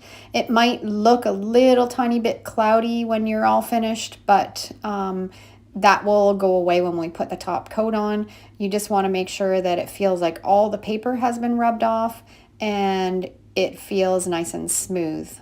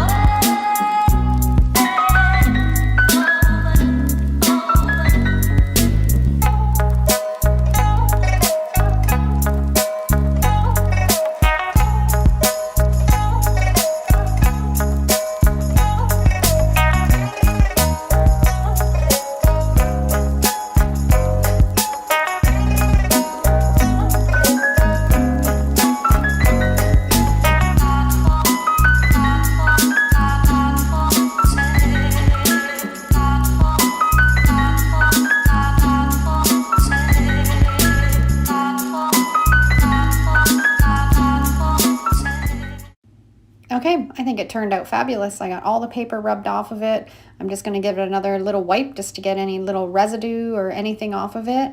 And we're ready to put on the top coat.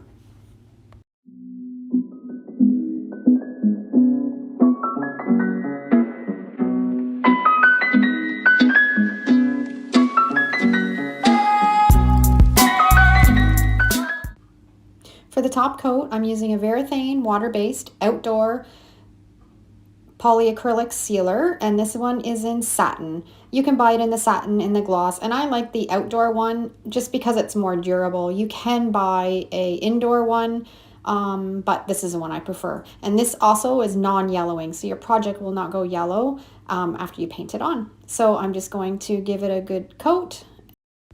You'll find that when you've rubbed all of the paper off, you'll still have little pieces and bits that are a little white, and those will go away once you paint on this polyacrylic.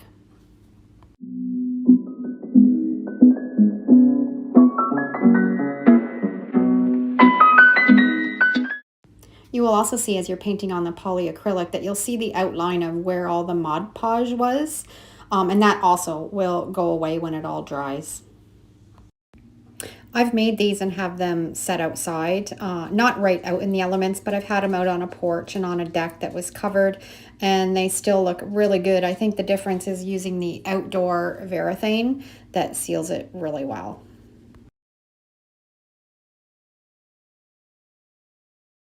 I'm going to coat all of the top and then let it dry, and then I'm going to flip it over and I'll put a coat on the bottom and it'll be all set.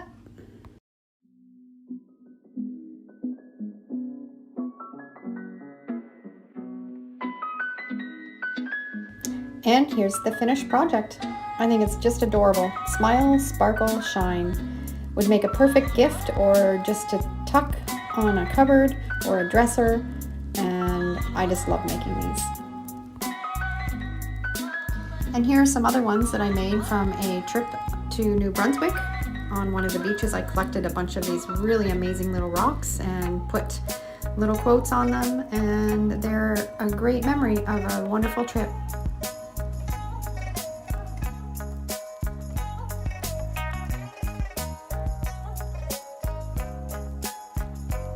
Next upcycle, I found this little wooden box. It's been homemade. Somebody's made it, put a lot of love into it, but it needs some TLC. I'm not going to change it much, and I'm actually not even going to paint it because I love the color of it, but it does need to have some decoupaged paper in the base of it. It looks like maybe the stain has not been blended in very well in the bottom.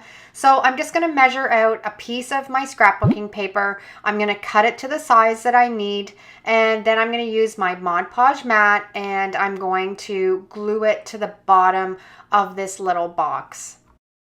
These little trinket boxes are really easy to find at the thrift store. I see them quite often, and they're a great way to upcycle for gifts or for Christmas presents. I'm just going to use my Mod Podge mat. I'm going to put a light coat on the bottom of that box and then just lay that scrapbooking paper on top of it. You don't want to put too much Mod Podge down.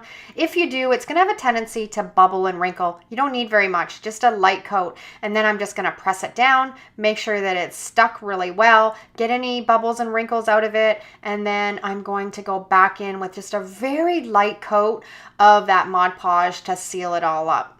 I think the top needed a handle. I went into my stash and I found this beautiful black handle, and I had some old screws, and I'm just going to screw it to the top of this box. Thrifting for gifts isn't just budget friendly. It's about finding unique treasures with heart. Gift more for less, because thoughtful doesn't have to mean expensive.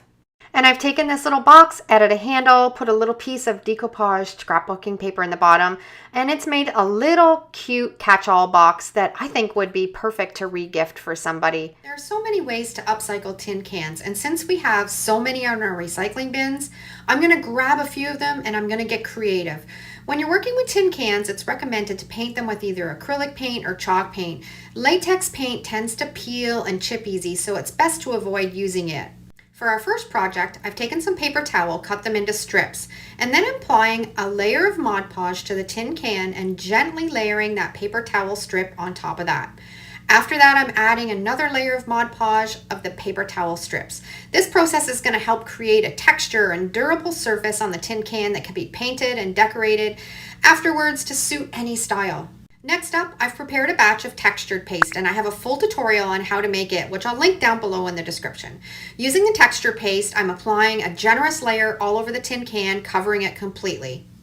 After covering the tin can with the textured paste, I'm going to use the end of my paintbrush and make swirls on it for a decorative touch. Once the entire can is covered, I'm going to let it dry completely, and this is going to create a sturdy surface that we can paint later on. I can't wait for this one to dry because it's going to be really unique and one of a kind. For the next tin can, I'm using my air dry clay. I'm going to roll it out onto a flat surface until it's about 1/4 of an inch thick.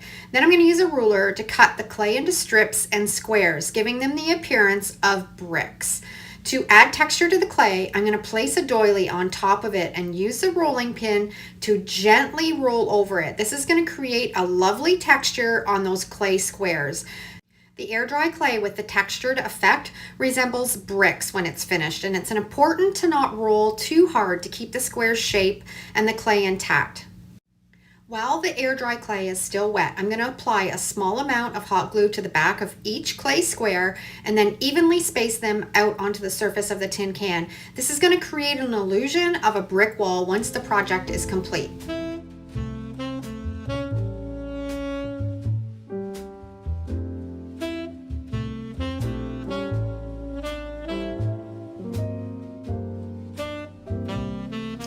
The metal rim at the top of the bottom, I'm just going to add some air dry clay around those areas, and then I'm going to set it aside and let it dry completely. For the next tin can, I prepared a batch of my homemade Mod Podge. You can check out that tutorial. The link will be down below in the description. Using paper towel, I've crumpled it up into strips to create a wrinkly texture, and then I'm applying it to the tin can, overlapping it and creating lots of texture. You can also do this technique using napkins or any other type of paper. The possibilities are endless.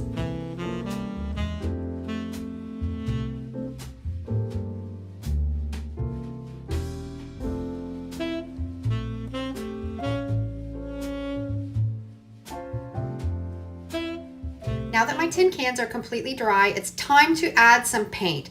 To ensure that they all have an even base, I'm taking them outside and I'm going to give them a coat of my white spray paint.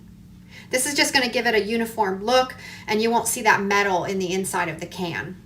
Now it's time to paint them. For the brick one, I'm using a terracotta colored paint. For the swirled one, I'm not quite sure what I'm going to do with this one. I'm just going to start layering up different colors and see what inspires me. I've got some brown, I've got some black, I've got some white, and now I'm going to go in with maybe a little bit of that terracotta. And once I had the terracotta on top of it, I thought maybe it would look really beautiful with some turquoise. I love this idea. And then I just added some twine around the top of it. For the textured paper towel one, I'm just painting with some of my white homemade chalk paint, and it's going to give it almost like that stucco look. And for the brick one, I'm just going in and I'm dry brushing just a little bit of white on the top of those bricks. I'm going to sand it a little bit so it gives it a distressed look. I love this one, but if I was to do it again, I would have put the squares closer together. I've got some wooden beads and I'm just adding them as feet on the bottom of these tin cans. Put in some faux plants. If you're going to put in a real plant, make sure you drill a few holes in the bottom. What a great way to upcycle some tin cans. Next tin can upcycle, these are a little bit bigger. These are coffee canisters, and I'm going to take out the bottom.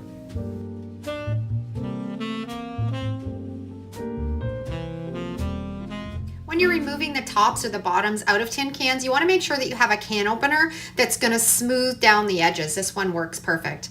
Now, you want to make sure that you are putting the seam at the back of your project. I'm fortunate, my husband has a vise out in his garage, so I can squish these together really well. If not, you can just use your hands and maybe a rubber mallet and work away at it.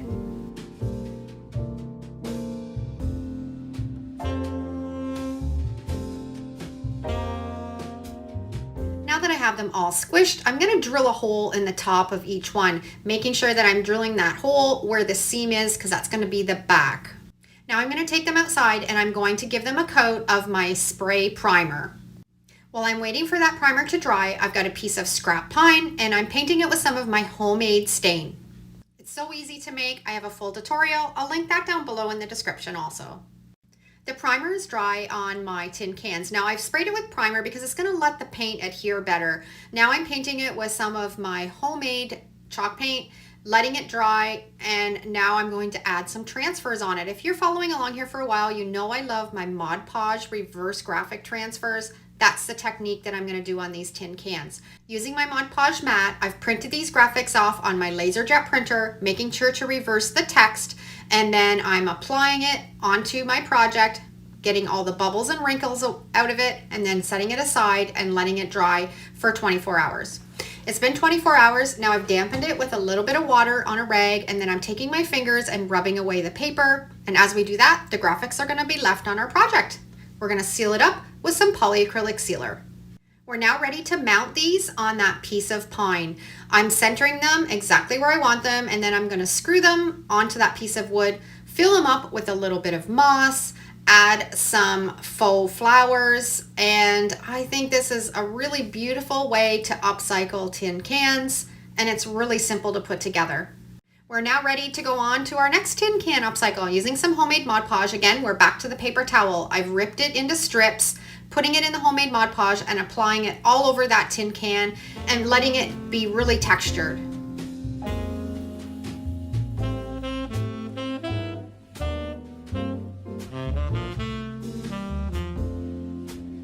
This is now completely dry, and I'm painting it with some white chalk paint, and I want to add a base to it. I always save the lids from my tin cans also. So I've got 3 here. I'm stacking them up, gluing them together with my hot glue gun. So it's going to act like a pedestal, and then I'm going to paint it with some of my chalk paint, and then we're going to glue it onto the bottom of this tin can. I've just used some hot glue here. You can also add a little bit of E6000 if you want it to be really secure and not move. And I've created a really cute little pencil and marker and scissor holder for my craft room, just using a tin can and some glass lid jars. This one is really adorable. These are some tuna tin cans. I've painted them with some black spray paint. I've got a spindle from my stash, and I've got some scrapbook paper. Now I want to decoupage with my scrapbooking paper, and you've probably seen me do this before. If you have really thick paper, you can use some packing tape, put it along the back of your scrapbooking paper, tear away that packing tape, and as you do, it's taking away a layer of that paper and making it thinner and easier to decoupage with. And once I have that all removed, I've cut the strips to fit around those tin cans. Using my Mod Podge, I'm decoupaging them onto them. Now I've got my spindles, I've cut them to size. Using my E6000, I'm gluing a portion of that spindle into each of these tin cans, and this is what I created, a little tiered shelf that would look beautiful in a primitive kitchen. Okay, another tin can upcycle. I'm going to paint this with some white spray paint and then put on some white chalk paint on top of that.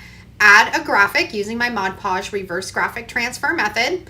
This is sat for 24 hours. I'm just rubbing off the paper. You can seal any of these projects up with some polyacrylic sealer also, and it just makes them a little bit more durable, and you can dust them down if you need to. I'm going to add a candle in the middle of this. I picked up these wicks off of Amazon, and I'm just melting an old candle that I had in my stash and pouring it really gently into that tin can. We're going to trim down the wick when it's all completely set. I love making these to set them out in the summer on my patio or on the deck, and it's a really great way to use up extra bits of your candles, and you can customize them. This was a big spaghetti can jar, and I'm going to spray paint it with some black spray paint so it's easy to paint on top of. Now I've painted on my white chalk paint on top of it. It's completely dry, and I'm just going to take the edge of my scissors and just make it look really rustic. I made my own custom napkin. I have a full tutorial on how to custom make your own napkins. I'll put the link below down in the description so you can check that out. And we're going to decoupage it onto this tin can. I like using the water transfer method when I'm using my homemade napkins. Put my napkin on a plastic sleeve, added some Mod Podge on my tin can, pick up that plastic sleeve, apply the napkin, and it's that easy to put a graphic on any of your DIY projects, especially on tin cans. My My head swirls sometimes with things that I save out of the recycling bin and what I can do with them. At some point, how many tin cans is too many tin cans to save? But as you can see by watching this video, there's so many ideas and so many different designs that you can do on tin cans and incorporate into home decor, or make them for gifts for family or friends, or you can also sell them. Some of these are some of my best sellers when I go to craft sales or craft fairs. This one, I just put some spray adhesive on a stencil, laid it on the tin can, used some of my acrylic paint to stencil on top of it, and it created this beautiful design. I've got a piece of a spindle. I used my E6000 to glue to the bottom, filled the tin can up with some sand, added some candles. Genius idea for the patio for the summer. Now I've got a big coffee canister. I took it outside, sprayed it with some black spray paint. Then I'm going over it with some of my white homemade chalk paint. I printed off this graphic on my LaserJet printer using the homemade napkin technique again, which works fantastic with this. It's better to use the homemade napkin technique with the tin cans because there's so many ribs in them. It's hard to rub off the paper. This works the best. Applied it to the tin can with a little bit of Mod Podge. I'm using my X-Acto knife to cut an X in the top of the lid. We are going to seal this up with some engine enamel because this is going to go in my bathroom and I want it to be durable and be able to wipe down. Add some of my garbage bags, pull it through that lid, and this is a really great way to keep all your bags in one place and it looks pretty. Vibe to it. Another smashed tin can and one ply of a beautiful floral napkin. We're going to decoupage this onto the tin can. I've painted the tin can with some of my white chalk paint, and then I'm going to add that napkin on top of it. If you use a darker color underneath your napkins, it's going to show through. So I always like to paint my projects with a lighter color and then decoupage on top of that. So I'm just basically taking this napkin, putting on that plastic sleeve, just like we do with our homemade napkins, and then applying it. It just gives it a nicer, smoother finish, and you're not gonna have as many bubbles and wrinkles when you do this technique. And then you just peel away that plastic sleeve. You can take your fingers and you can smooth it out a little bit if you need to, or use a little bit of plastic wrap, and that will help smooth it out. I'm making sure I've got the edges sealed down really well. And then I'm going to do the back of it, applying a little bit of Mod Podge, picking up that napkin, applying it, getting all the bubbles and wrinkles out of it, and then we're gonna set it aside and let it dry. Once it's dry, you can go back in with a little piece of sandpaper and sand off any extra napkin that you have hanging off the edges. I had this fringe that I picked up at the thrift store. I love it. It looks great with this napkin. Hot glued it, filled it with some craft supplies. I hope you're not getting tired of these upcycled tin cans because there's so many ideas that you can do with these that I could keep going on for hours and hours, and even just turning them into planters. There's so many ideas of ways you can decorate them.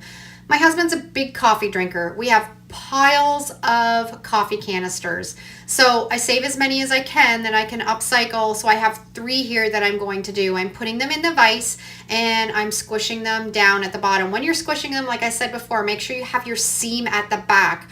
Or when you're doing your project, it's going to look kind of funky because you're going to have your seam of the tin can not where it's supposed to be.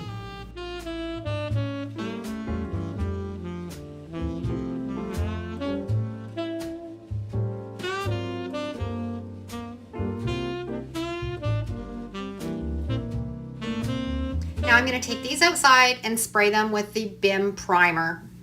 Now let's decoupage some fabric. This is an old tea towel. It had some holes and stains in it, but I'm going to use a portion of it to decoupage on one of these tin cans. Whenever I'm at the thrift store and if I see a piece of fabric that catches my eye, or a tea towel or a pillowcase, I always grab them, and even if they have a little rip or a tear in them, because you can cut them up and you can do a project like this. I'm just adding my Mod Podge onto the tin can and decoupaging on that tea towel. I just cut out a portion that I thought would look the best on that tin can. Once I have it exactly where I want it, I'm going in and I'm putting Mod Podge on top of it.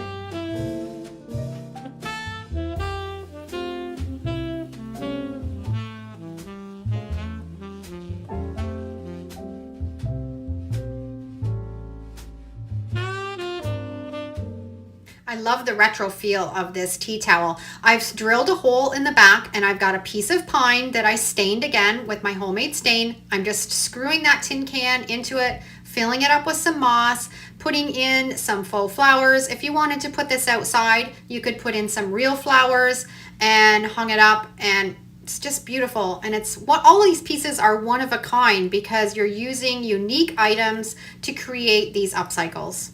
We already know this, but upcycling tin cans is so good for the environment because it reduces waste and saves resources. And by using cans with a new purpose, we can help keep them out of the landfills and reduce energy needed to make new things. So when you upcycle, you're not only being creative, you're also helping to protect the planet. So for this upcycle, I had a broken handle off of a shovel. I drilled 2 holes in the back of the tin can. We're going to attach that handle when this is all finished. Making a homemade napkin on my laser jet printer. I'm cutting out the napkin off of that piece of paper that we put through the printer, and we're going to apply it onto that tin can. Using a plastic sleeve, we're going to drizzle a little bit of water onto it, and then I'm not sure if I showed it in some of the other videos up close or not, but I'd like to take the edge of my scissors and just go around the edge of that napkin to create a ragged edge. It's when you put it on your project, it just helps it blend in better. Just be really careful. You don't want to rip or tear that napkin as you're removing that edge. We're going to apply that Mod Podge onto the tin can, pick up that plastic sleeve, and attach it on there. Now, it's nice doing this technique, like I said before, because you can get in all of those grooves. You don't have to worry about rubbing off paper if you're doing the reverse technique. Works really well. Peel off that plastic sleeve, let it dry completely, and then you can seal it up with some polyacrylic sealer. That saran wrap tip works fantastic for getting any wrinkles and bubbles out also. I'm always dragging home broken shovels, broken rakes, broken pitchforks for projects exactly like this. You can cut the broken pieces off and then reuse them in another project.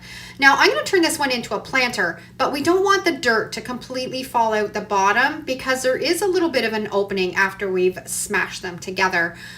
I like to put a couple coffee filters in the bottom. That's going to hold the dirt in there, but it's also going to let it drain. Added some spring flowers, and it's a perfect planter for outside of my garden for the spring season. I'm going to do this technique on a frame that I picked up at the thrift store. I've distressed the frame. I use the candle wax technique to distress this. If you've never tried that out, it's a really simple, easy way to take a frame and make it look old and chippy and vintage. I'll put the link below in the description so you can check that out. But I'm going to take out the middle part, and that's what we're going to do the transfer on. And to do this, you're going to need some address label sheets, or these are the CD label sheets. I always find them at the thrift store. They're really reasonable. But what you want is you want the carrier sheet to print on. You want to use this one and then peel off the labels. And you want that shiny sheet that's underneath. And I don't like to waste these. I'm going to show you what I'm going to do with those before we start. I have a sheet of scrapbooking paper, and I'm going to take these labels and I'm going to put them on the back side, and then it's going to take that scrapbook paper, make it a little bit thicker, and they make fantastic gift tags.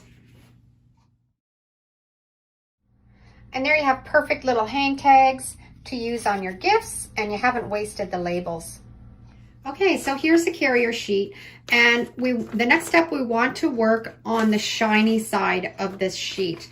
And what we're going to do next is you're going to take your Mod Podge matte or gloss, but I prefer to use the matte, and you're going to put a coat all over the shiny side of that paper. And you want to take it right to the ends, and you try and get it as even as you can.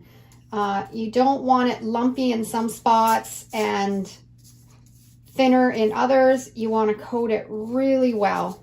And you'll notice that it might bubble up a little bit, but that's okay. It'll all work in the end.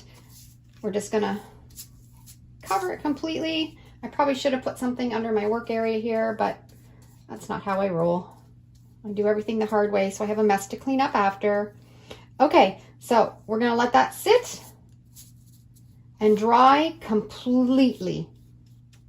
Okay, that first coat has dried really well, and now we're going to go on and put on an even thicker coat. You want it really quite thick because you're trying to make a skin on that carrier sheet. So I'm going to put it on really thick, and then I'm going to take a credit card or an old card once I get this on really thick, and I'm going to smooth it out. So then I'm just going to take the card, and because you don't want any lumps, or you just want a nice smooth surface. So you're just going to take the card and just run it along and make sure you don't have any brush marks.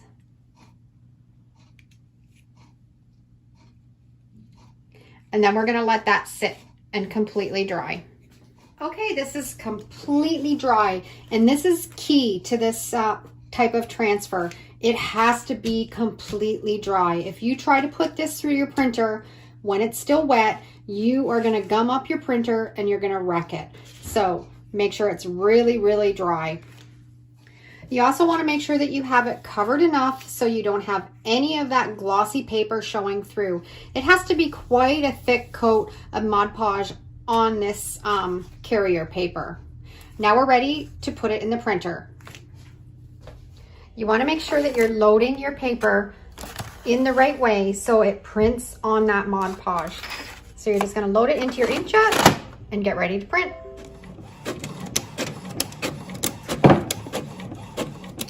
So we're just going to let this sit and dry for a few minutes. You want the ink not to rub off, and it's still a bit damp, so we're just going to let it dry really well. Okay, so the picture that I printed out was just from one of our camping trips. My husband and I like to do lots of adventures, so I always have lots of photos, and I love to frame them. But here comes the magic part. This just peels right off of that carrier sheet. How cool is that? And then you have your photo that you can put onto your project. Now, the one thing that you should think about is this is see-through. So whatever is in the background is going to show through your photo. So if you have this painted with a dark color, it's not going to look as nice with your photos. But this looks really nice on the white background. So now all I'm going to do is I'm just going to trim the edges. Now we're ready to attach this to our project. The way that I like to do it the best is to put a light coat of the Mod Podge on the piece of wood and then apply the photo on top of that.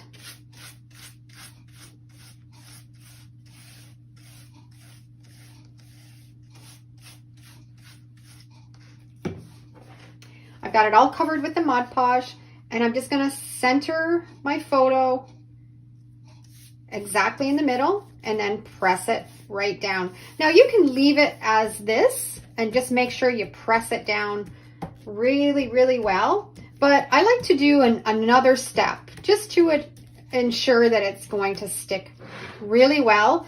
I like to take a piece of parchment paper, and then I've got my iron set on high with no steam, and I just like to run it across just to melt some of that Mod Podge just a little bit and then make it adhere really well to the wood.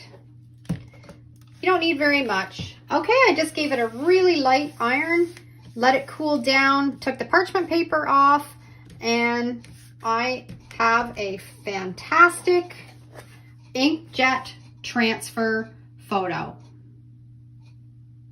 And you can even take it one step further if you want. This already now has, obviously, the Mod Podge right on the top. It has a top coat, but you can also seal it a little bit more with your polyacrylic water-based sealer in satin if you think you want to have a little bit more of a coverage on your picture.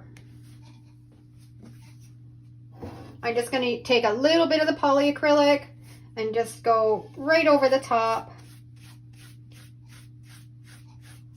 No bubbles, no wrinkles, sealed in beautifully onto that wood with an inkjet. You don't need to worry about any running or smearing. This transfer technique is game changer. So all of my YouTube friends that don't have a laser jet printer and struggle to do photo and graphic transfers, you need to try this out. First upcycle today is this vintage jewelry box that I found at the thrift store. I see these all the time and they're always priced really reasonably, but I find they just look really dated. So I'm going to show you how I'm going to upcycle this one. First thing that I'm going to do is pull out these little knobs, and they just come out really easy. They just pop right out. And then I'm going to take out the innards of this jewelry box. Most of the time when I find these, they're dusty or dirty and stained. So I prefer just to take it all out. If you find one and they still look nice, then leave it in, but my preference is to pull it all out. And when you see what I do with it afterwards, you might want to pull it out also. Sometimes it takes a little bit of a scraper, and if you have a little bit of glue residue, I find if you spritz it with some water, let it soak for 10 minutes and then scrape it, it'll all come out nice and clean. Now, I'm unsure what kind of wood these jewelry boxes are, but they scratch really easy. So I'm just going to take that top layer off with a scuff pad and just scuff it all over, and that's going to allow the paint that we're going to use after to stick better. I'll put a link down below in the description for this scuff pad, and you can grab some. And then I'm just taking a wipe and I'm just wiping it down nice and clean. Now we're ready to paint. For the first coat, I like to use a primer. So I'm using this bin primer, and it'll allow any paint that I put on top of it to stick really well. Because this is a really shiny surface, we want to make sure we have a bond. Once that spray primer was all dry, I went in with my homemade white chalk paint and I painted the entire jewelry box. If you've not tried making some of your own homemade chalk paint, you should give it a try because it works really well and it's affordable. Some of the store-bought chalk paints can be really expensive, so this is a really great alternative. This jewelry box took 2 coats of the chalk paint, and once it was completely dry, I went back in with a piece of sandpaper and I'm using a 120 grit, and I'm just distressing around the edges. I just like the look of that. You can skip this if you're not into that farmhouse distressed feel, but I really love it. These little jewelry boxes make really nice gifts, so I always grab them when I see them. So we have this all distressed now. I really love the way that it's looking, and we're ready now to go on to the next step. I am going to put a graphic on the top of this jewelry box using my Mod Podge reverse graphic transfer method. Using some Mod Podge matte and a graphic that I printed off on my laser printer. Make sure if you're doing this technique to reverse your text. This graphic is available in my Etsy store if you want to grab it and it's already reversed. I'll put the link for that down below in the description. With this technique, you're just putting a light coat of that matte Mod Podge across the entire graphic. Now, if you don't have a laser printer, don't worry, you can also do this with an inkjet. It just takes a little bit more time and it has more of a distressed look, but it can be done. We're just gonna lay that graphic, make sure it's centered, and then press out any bubbles or wrinkles. And then we're going to set it aside and let it dry for 24 hours. While we're waiting for that to dry, I picked out a piece of scrapbooking paper that I really loved, and we're going to line the inside of that jewelry box with the scrapbook paper. I've cut it to size to fit in the top and the bottom drawer. I'm putting down some Mod Podge matte and then sticking that paper on top. This is why I like taking out the insides of these jewelry boxes, because you can customize it so nice with so many different papers.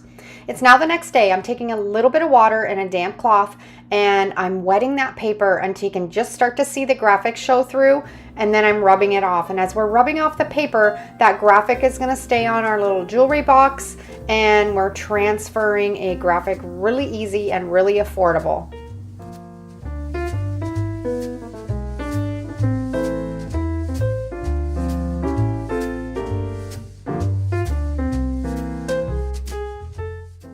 I sealed everything up with a polyacrylic sealer, and here's our upcycled jewelry box. How cute is this? And I think I picked this up for $3.99, and I think one of my nieces is going to love this at Christmas time.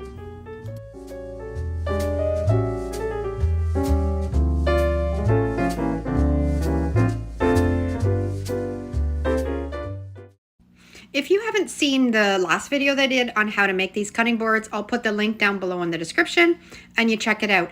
It's really easy to do, and like I said, they sell really well. So the first one I'm going to do, I'm going to paint with my homemade black chalk paint. Going to give it a really good coat and then let it dry. Now I'm going to add some of this beautiful yellow chalk paint. I just want it as a contrast color because I'm going to do a crackling technique and I want that yellow and the black to peek through. We're going to do the hairspray method. If you haven't tried this, you need to try. It gives it a real kind of light crackling. It's not like the Elmer's glue where you have a really thick crackle. This is more of a natural fine crackle, and it's really easy. You spray on the hairspray, let it dry, and then you paint acrylic paint on top of it, and as you dry it, those crackles will appear. I have a full tutorial on that too. Again, it'll be down in the description. Now this is completely dry, and as you can see, all those little crackles. It leaves a really fantastic surface for you to do your signs on or any of your DIY projects. I have this fabulous farmhouse theme graphic that I'm going to put on using my Mod Podge reverse graphic transfer method. Using my Mod Podge mat, I'm going to put a light coat over that whole paper and then put it on my project and let it sit for 24 hours until it's completely dry. This is just done on regular computer paper on my LaserJet printer. All the graphics that I'm using today on all my projects are available in my Etsy store. If you want to use any, make sure you use the code SAVE50, and one of the files is already reversed, so you're ready to go. And then I'm going to seal it up with my polyacrylic sealer. Now, I am a collector of bits and pieces, never throw anything away. This was in my stash. I actually have no idea even what it is, but I thought it looked really pretty on this sign. So I'm going to glue it down with some E6000, finish this cutting board off beautifully. I love it. Okay, so this board I had already painted, and I used the candle wax method to make it nice and chippy and rustic. I have this beautiful flower market graphic that I'm going to put on the top of it. We've let it dry completely. I'm going to rub the paper off. We're going to be left with a really pretty graphic. And then I am going to put the polyacrylic sealer on. And I'd like to hang a little glass jar from the bottom, but I had this little, I'm not even sure what it was, in my stash. Once again, I never throw anything out, and I thought it would be a good hanger for this instant coffee glass jar. I've cleaned it all off, taken the labels off, and I'm going to attach it onto that little metal embellishment and hang the jar from it. I'm going to hot glue the little hanger onto the rim of the glass jar and then wrap some twine around it so it looks nice and pretty. And I had some faux flowers that I picked up at the thrift store not that long ago, and I thought that would be perfect for this cutting board. I put a little bit of moss in the bottom of that glass jar so it looks like it's a vase full of flowers. Next cutting board, I just wanted to kind of fool around with some different colored stains. I tried this green, and then I thought once I got it on the board, it was a little bit too bright. So I mixed up some brown to incorporate in with it, and then I really liked the color of that. It kind of gave it a rustic, really old looking wood. Wiped off the extra, and then I have these graphics. I'm going to put a full length graphic down the whole length of this board. These are in my Etsy store. I'm going to stack the three of them on top of each other. They're all the same font, so it's going to blend in really well.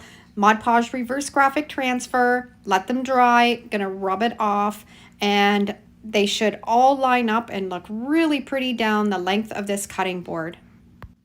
Seal it up with some polyacrylic sealer, and this is another one that I really love. I'm really not sure how many of these I'm going to be able to keep. This might be another one. Now, if you don't want these to be all cutting boards, you can just do a long plank and do those three graphics stacked up on each other, and they would look beautiful. The next one we're going to do is a crackle paint with the Elmer's glue. I want some really big cracks in this one, so I'm going to put on quite a thick coat of that Elmer's glue. We're going to venture away from that white and black, and I'm going to do some black and red. I think this has a real farmhouse feel, that red color. So I'm going to paint that on top of the Elmer's glue, and then we're going to let it set aside and dry, and it's going to crackle beautifully. I printed off this really bold antiques, and that's what we're going to Mod Podge onto this one. And then we're going to rub off the paper, and we're going to be left with a beautiful antique sign. Now this technique on the colored paint and with the crackle paint underneath is a little bit of an advanced project. If you put too much water on the graphic when you're rubbing it off, it'll reactivate the glue and it'll rub off. And with the color, it's a little bit trickier to rub all that paper off, so you have to really take your time and do small sections, but love the way that it turned out. And there you have all kinds of ideas and inspiration that you can do with these cutting boards. And like I said before, these are my best sellers right now, and they're so easy to create. And you can just do a little bit of a twist on different styles and different designs and create some beautiful home decor. So I hope you've enjoyed today's tutorial and you've seen some ideas that you'd like to try out. I would love to know down in the comments which one was your favorite. Thanks for watching. Have a great day, and we'll see you in the next video.